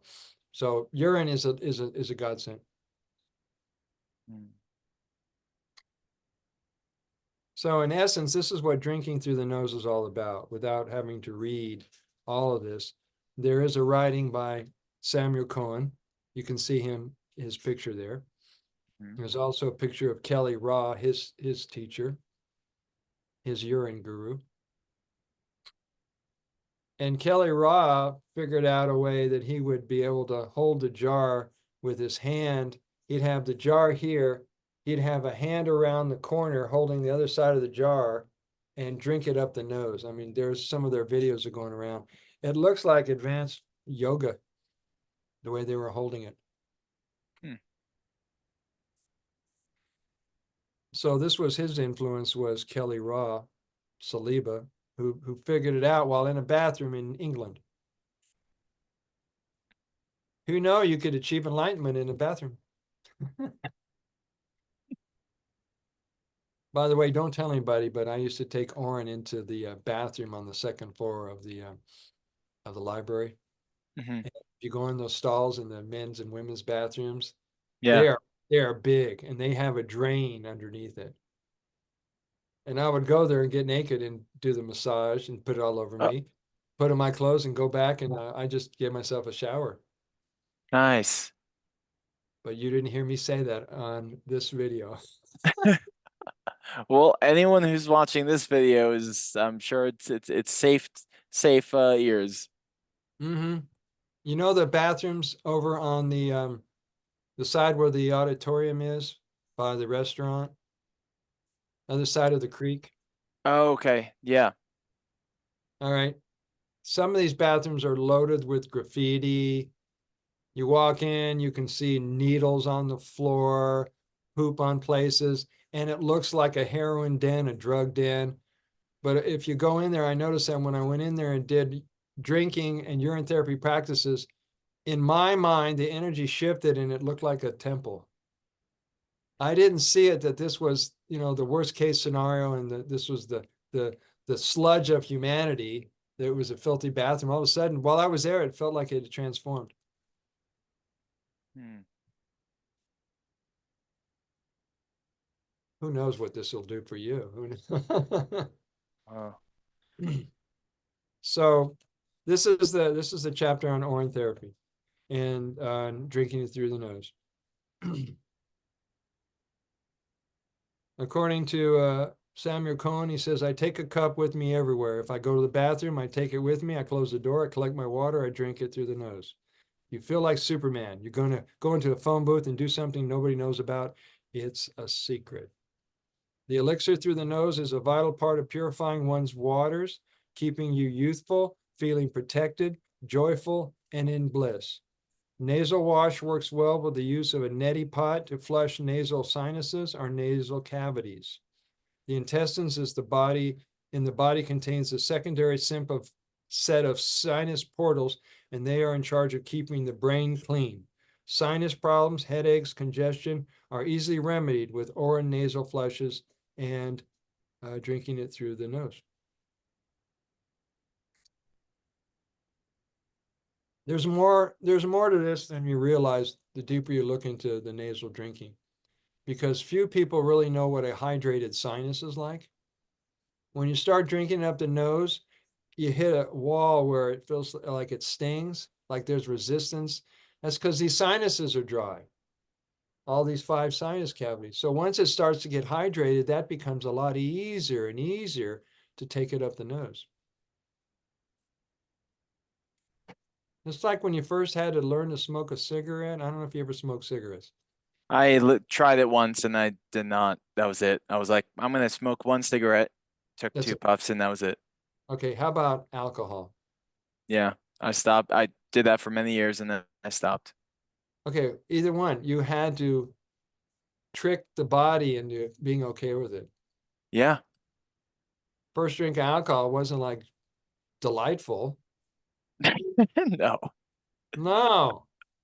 First time I smoked a cigarette, it was a non-filter Camel, and I was in the backyard with a 15-year-old, and I'm going, "You like this kind of stuff?" So with the nasal up the nose, you have to adjust to it being there. Mhm. Much better than alcohol or cigarettes. Much Long better. term. Yeah, we'll keep that one. Thank you. But you get the idea. You have to get used to it. Yeah, it's funny. You need the comparison of alcohol or cigarettes. Yeah. Well, I had to have an analogy. I had to have some kind Yeah. of. All right. So that's the part about the nasal drinking. Any questions? Um, no, do you personally use Evolved? I've done it a couple times. I haven't done nasal drinking or rinses as much, though I want to continue more and I see the benefits and possibilities. I'm excited about it, But when I first got into Orin therapy at all, and the first couple times I had evolved to Orin because I learned from people in Instagram or online, whoever was like doing heavy stuff with aged Orin, and they would just chug it or like sniff it, and I was like, tried it, and man, that's like a punch in the face. It's like a ceremony. It's a quite the challenge, and I'm curious if you do that often yourself, and any accelerated benefits or progress. There are accelerated benefits in progress, but I typically use something that's 1 to 3 days old. The evolving stuff, like you got to experience, Robert, is what's called a sting. It stings for a little bit. You never know when it's going to end. It only lasts like 3 to 5 seconds. Mm-hmm. But you're shaken off by it, by this little sting. So what I'm always recommending people is dilute it with fresh or distilled water. Mm-hmm. Or you have to build up a tolerance to it. Yeah. I mean, if you talk to the guys who are doing aged evolving urine up the nose, I would ask these people, did you go right to it and you adjusted, you felt comfortable from the get-go, or did it take you a while to build up to that? Mm-hmm. It'd be a great survey. Yeah. I did it and I felt fine trying it, experimenting. One, I like experimenting. Two, I've experienced Sananga before. Are you familiar with Sananga? No. Kind of like it is South American. I don't want to butcher it, but it's a plant, it's a root in liquid form, and it's used in some like plant ceremonies, but it's an eyedropper. So you use it in your eyes, and it's like fire in your eyeballs for like a couple minutes. But Minutes. oh yeah, it could be minutes for sure. It could be 30 seconds to a minute. And that's just the lead up. Sometimes people use that before other things like Hape and or other larger, deeper experiences. But anyway, Sananga, I was very interested by it because it's a plant that can non-psychoactive plant medicine and in the eye form that helps vision, and apparently traditionally it was used for hunters, though, so they heighten their eye senses, their sight, but also can help. I've heard protocols where it helps your eyesight. So when I heard about Orin therapy, I was like, oh, aged Orin, like it kind of gives that sting much shorter, but like it does that too. So anyway, that was my experience with it, and that's why I was like, this feels checks out. If I put some plants in my eyes, I could put some Orin in my eyes. Yeah. Anyway, Is look it up. Sananga's interesting, and it when I learned about Orin, age Orin, it made sense. okay. Thank you. Mm-hmm. We got 45 minutes. Let's go into section 10. And this is a combination of any of these different appliances. It can be a nebulizer, Mm-hmm. a respirator, a humidifier, or a mister. Now, before I discovered the handheld mesh nebulizer, this is what I use now, which I'll tell you about in just a little bit. All I had now, I come from years of using essential oils. So I would use a diffuser, or if I had a respirator, a humidifier, whatever had something that holds the water and then it disperses it in the air. So the ones I used first was the humidifier with essential oils. It has a little well, has a little container underneath. You put it in and then you turn it on and then it turns it into smaller particles. And this was nice. You can see the picture there. That was nice because it is a broader area to clean out any airborne contaminants in the room. So that's what I was using it for. And since it was so small and it had been converted into vapor, it didn't leave a smell if it hit the wall, the rug, the floor, the windowsill. It didn't leave an after smell. Okay, so this is all we used at the beginning, at least in my journey. That's all I knew about. When I go to garage sales and I would find a respirator, to help people's lung conditions, they had a container, they had a long tube, and then people would flip it on, the motor goes on, and as it converts into vapor, you would inhale it at the end of the tube. Mm-hmm. All right. So then 4 years ago, my son, Matt Chitta, turns me on to the mesh nebulizer. And this was like, what an answer to a prayer. It has a screen inside it. There's a screen inside it, the mesh that converts it to vapor, or teeny micronutrient particulates. So all you're doing is taking the Orin, you put it in this compartment here. It holds about a third of an ounce. As you can see, it doesn't hold that much. You lock it in, you turn it on, and then it comes out this little spout.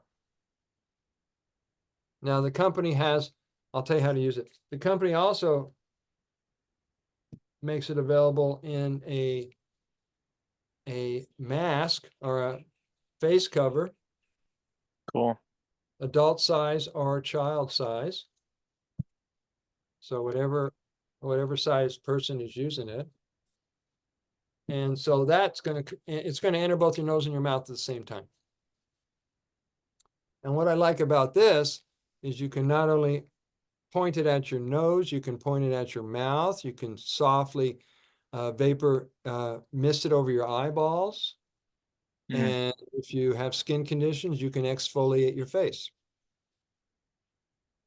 You can just rub, spray it all over your face. Right? Look how small it is. You can take it everywhere. And then it has either a plug for the wall or two AA batteries. I think Awesome. there's also a USB port back here somewhere. So if you have to run it through your PC. So that's it. It costs about $30. Cool. So that's a great way to refreshen your face and your nose and your mouth and bring a lot of nutrients into your whole head area. Right? It does take getting used to, because Chitta would force himself into a detox, and he would just keep it running in his nose, running his mouth for like an hour or two until he felt like, oh, I'm starting to feel detox. This is good. Let's do more. So with any of these protocols, let your intuition guide you when you feel like, okay, you hit the wall, that's enough. I'll switch protocols, or I'm just going to not do any more today. Okay. So you don't have to push yourself to prove anything, which we don't want to do.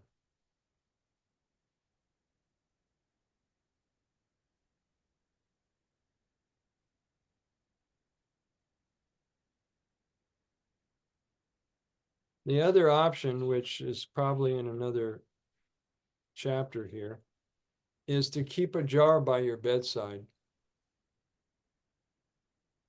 And the whole idea is so that you have cleanliness around your head, like if you have a nightstand. I haven't done this in a while, but I used to just keep an open jar of my Orin just by the bedside. So it's either cleaning around you, the air around you energetically, or however the fumes go. Plus, if you wake up and you don't want to drink, there you go. Or if you got to pee, you don't have to go to the bathroom. It's right there. Got it? Yeah. There's a lot more things I'm gonna add, like protocols and practices I'm gonna add once I have my own space. Right now, I have my own room and bathroom, but there's still certain things and that just feel more empowering, or like, to like use in my own space when I have just my own apartment. But like there's definitely things I've upgraded and done since learning about all of them. It's fun thinking about, like, oh yeah, like, yeah, just envisioning it. It's fun, and I've been at it so long. I've got such a collection here. Um, when you finally get all these gadgets and equipment and things all in one place, you can have a really great practice. Because anything that should possibly weaken you or be a condition in your health, you've got a solution you can reach for.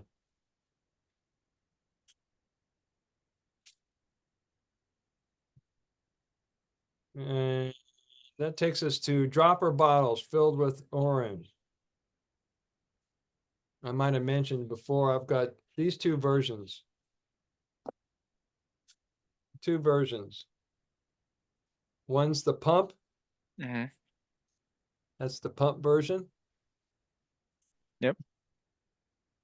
And then you have this version. Oh, like a nasal spray. Yeah. Cool. So it's either going to be that kind of pump action, or it's got a tube inside and it just comes out one little teeny hole. Mhm. So I got in the habit, and I highly recommend you do that. Is these aren't expensive. You can get this at Target for like $1.50, $2, maybe Okay. more, ones of them. But some people prefer glass, so you can find these in either cobalt, amber. This is amber. You can find these in cobalt blue glass. I actually have a bunch, misters and droppers that I just save from. I mean, if someone likes herbalism, if people like tinctures or spagyrics or any in that realm, save them. You bonus. You Yeah. get to keep the bottle after, and that's why I have like literally 2 drawers full of more sprays and droppers. So, Okay. So keep these in your car, backpack, hip pack, wherever you go, because you never know when either you need it because you got a bite, a scratch, a sting, a sunburn, something happens to your body. You step on something, no telling what'll happen. Or if you're thinking about how it helps other people, I've actually used it on clients. I was doing a foot massage at a festival, and my client went to lay down in the grass so I could reach her feet. And as she's tying up her bike to the post, she touches a nail, scratches her hand across the nail. And she says, I said, urine therapy would be great. Urine would be great for that. And she says, that's so weird. I just heard about that this morning, but I don't have any on me. I said, stay here. I'll run to my car. I came back with my emergency bottle and sprayed it on her hand, and it stopped bleeding. The next morning, she said it started to heal. So you never know in an emergency situation, you're out in public. If you live in Hawaii, people get bit by jellyfish all the time. So you got first aid wherever you go. that's awesome. Okay. So you'll have it around you everywhere you go after a while. It'll be your go-to. And all the things you used to take for quick remedies, you won't have to. Hand sanitizer. Hand sanitizer. Why don't they have that when you walk into the store? They have a bowl of pee and you wipe your hands off. That would be great. I always thought we should sneak into the Catholic Church in the middle of the night and change out their holy water with pee, which is the true holy water. Mm-hmm. Um, I'm not going to do that, but I get a kick out of thinking about it. So, any questions about these ways that you can spray it in the air, spray it on your body, and do different forms of purification with the orin? Hmm. Not that nothing additionally that you didn't cover. Just to clarify, I'll bring up again the humidifier when diffusing it or putting in a humidifier or like aromatherapy type practice. It really even like have you tried evolved or like any potency of odor, like it doesn't really add in the air or in the materials? I've not noticed a difference because once it's turned into vapor, somehow chemically it changes the structure of it. Okay. I'm gonna have to check that again to see if that's an effect or not.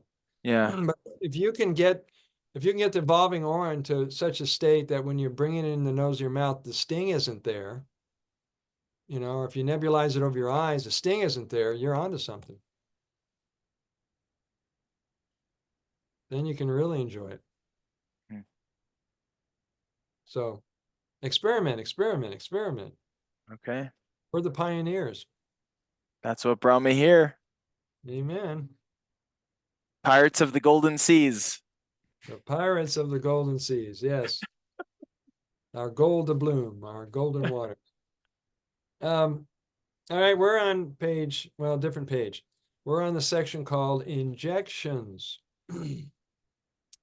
Have I sent you the link to the Orin injection Telegram group? I don't think so. I think I'm in a group or two, but I don't think injection group. Okay. I wrote it down. I'll send you the link. Chitta, he's the admin for that group. Okay. So and he was doing injections. I said, you need to document it and create a group so that people who've been curious about how to do injections will know how to do that. And so he has a journal. It's like his ongoing journal, where he injected it, what butt muscle. He even Wow. has a diagram so people won't get confused. How much to put into the syringe, what size needles, and what effects it had on him. So I'll send you that link when I get a chance. Please. That's great. Yeah. That's a whole new realm for me. Injections. Like Do that's one area I don't know too much within Orin therapy. Are you comfortable with needles? Yeah, for the most part, my only connection with needles is through doctors. So like, I'm like decent with it. Okay, well, you either get the guts to do it yourself, or there are retired nurses. I met one in Boulder, and um, she was doing shots in the butt muscle with B vitamins, glutathione, vitamin C. The same thing with these IV bars, like there's one by Whole Foods. Hmm. There's all these IV bars, and they put it in Yes. your arm. Yeah, right. So get one of those who's practicing urine therapy or has an open mind who's willing to inject the Orin in you. Okay. I haven't found anybody here. Of course, I haven't looked that seriously yet. I mean, hey, like talking about Orin, getting people to drink their Orin is one thing, and then you just bring up like, yeah, you want to inject Orin? That's a whole nother. Even with the Orin community, that's a whole nother layer. It is, it is. And some people have figured it out. Some people are cool with it. Um, you just imagine come up to somebody say, would you inject me with pee? I mean, it takes a certain mindset to even bring that up in a conversation. Yeah, I'm not So against it. It's just that's just like that's an unexplored territory for myself. it's a whole nother dimension. It's another realm altogether. All right, so let's read a little about Orin injections and see where we get in the class today. And we might even make it to, we kind of did goggles. We can go over to the tongue cleaners. So here we go. Orin injections are usually reserved for life-threatening situations. Anaphylactic shock, someone passing out, someone having a seizure, someone having a heart attack. They're barely conscious, much less able to collect their urine.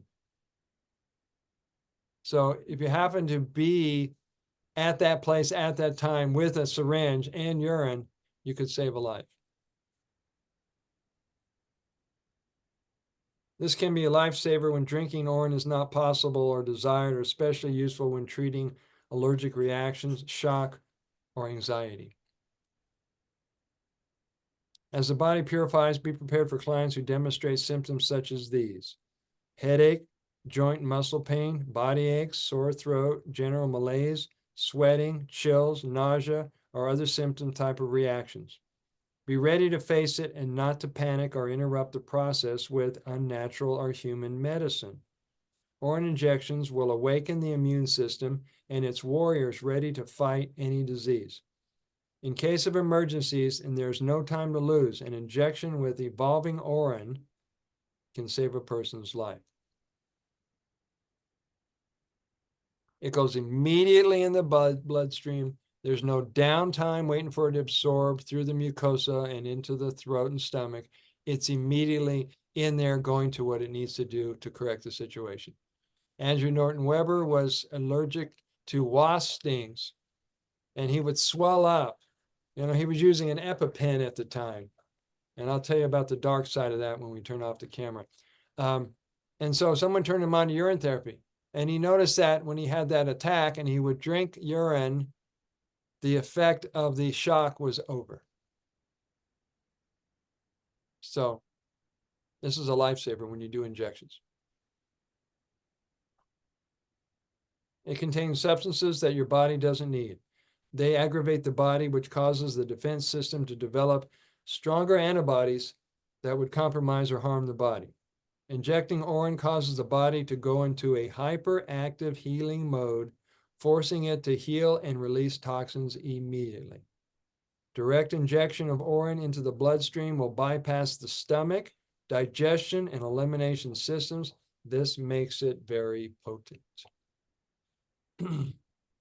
Perhaps someday in the future, in another paradigm, when 911 responders, first responders, pick up a victim on the streets, puts them in the gurney, driving them in the ambulance back to the hospital, instead of using a bag of plasma, they could just drip feed or inject them with filtered blood plasma water.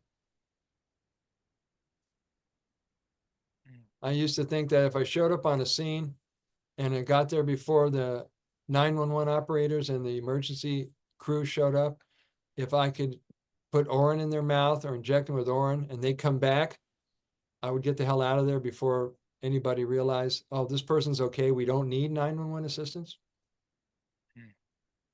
Imagine coming in and you're doing that and the person gets up and they walk away and then the ambulance shows up. Where's the victim?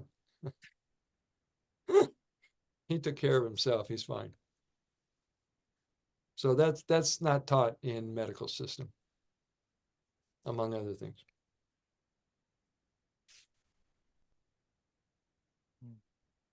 I'm looking forward to getting, I hope as more people explore and experiment and also like note and record if any situations, you know, that there are testimonies on situations like that, life-saving situations, dire situations.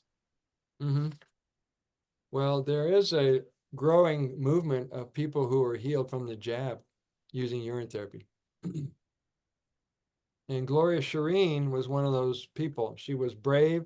She had learned about urine therapy. She had recovered. She ends up on a stage with Jonathan Otto at one of these freedom rallies.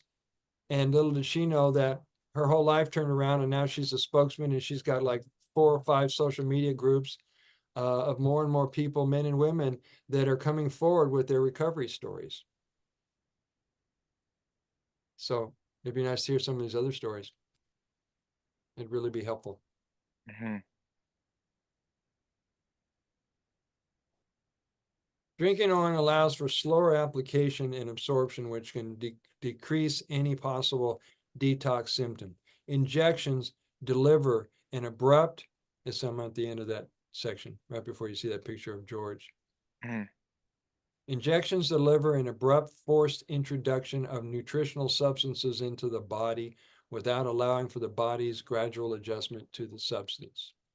There really isn't any need for this sudden forcing of Orin into the body unless it's an emergency situation that requires this. So it could be a shock, a wasp, a heart attack. Someone could get dizzy, they lose their equilibrium. I mean, we all know people that are having equilibrium issues, or they have Parkinson's and they have shaky hands and body parts. This would help speed that up, that healing process.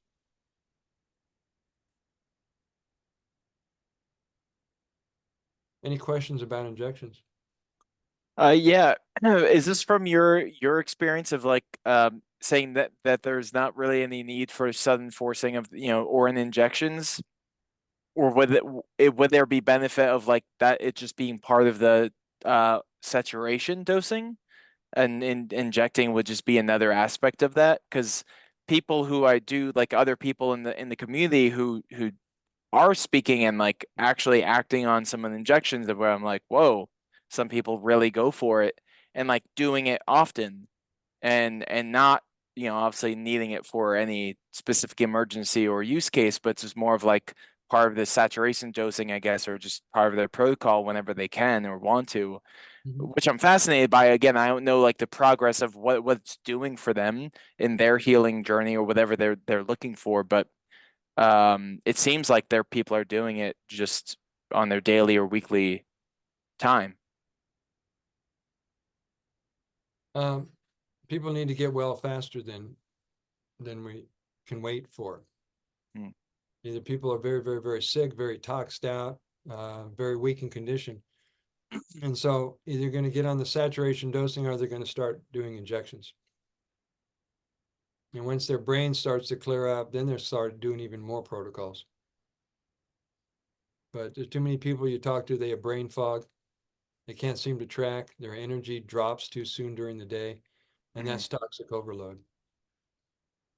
So they need to clean that out and change the way they eat and stay away from all these artificial things we put on our body, in our clothes, around our house, so they can get their health back. So if someone's feeling called to inject more often, then that's fine if it's part of the intuitive process. Or if Yeah, you just at least know of it for emergencies, that's great too. yeah. Since it's intuitive, you're not going to hurt yourself by doing too much. Hmm. And that's an arbitrary measurement. Too much. What's too much? Yeah. I'm curious on like if someone did a protocol injecting once a day for like a year, what does that look like? Or like two, or even just a month? What, straight a month? Like what's that look like? You don't even need a year, maybe. Whoever is doing injections, I'm curious to like, yeah, do that for a whole month straight. For a month or longer.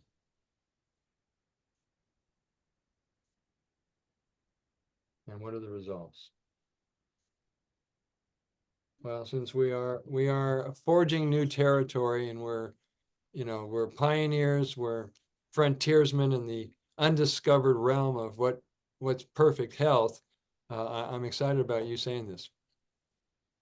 The potential. In the years that I've been doing urine therapy, people have made incredible breakthroughs and new discoveries and new ways to ingest it and to take it in the Wow. body. So this is great. You might be a discoverer of a new protocol. We'll see. I guess I have to start doing the injections myself, though. I'll have to learn. Yeah, I'm the same way. And then you figure out where's your source of needles? Where do you get needles without people looking at you funny? Yeah. Yeah, someone finds a needle like, oh my God, what's going on? You're like, I inject pee. You got me. Yeah, it ain't a class 3 drug. Yeah, yeah. Something that can't be classified. Yeah. I have to come out, guys. I'm sorry. I'm injecting this highly classified magical miracle drug. It's called my pee. Yeah. Doesn't everybody mainline urine? I mean, Yeah. well, most people put it in the thigh and the butt muscle. Dr. Group decided he was going to put it in his arm just to see if it made a difference. In the And vein? he put it in his vein, Wow. and he said that was no different than putting in the glutes into the butt muscle. Okay. Because most people would, I don't know. It all depends on your mindset. I'd probably want to put it in my butt than actually see myself put it in my arm. But it's wherever you are in your state of mind. Hmm.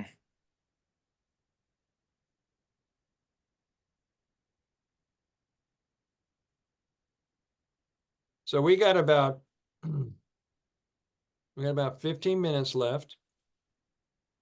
We can go into one or two more protocols, or I could turn off the recording. And if you want to go wild talking about anything, sometimes I do this in the classes because people have an opportunity to talk to me about the things that they can't talk to with other people, like Jeannie. Hmm.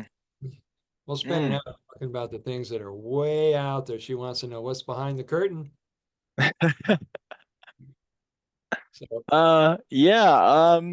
how would you like to use this last 15 minutes? Hmm. Yeah, maybe let's see what arises off camera. All right. Yeah.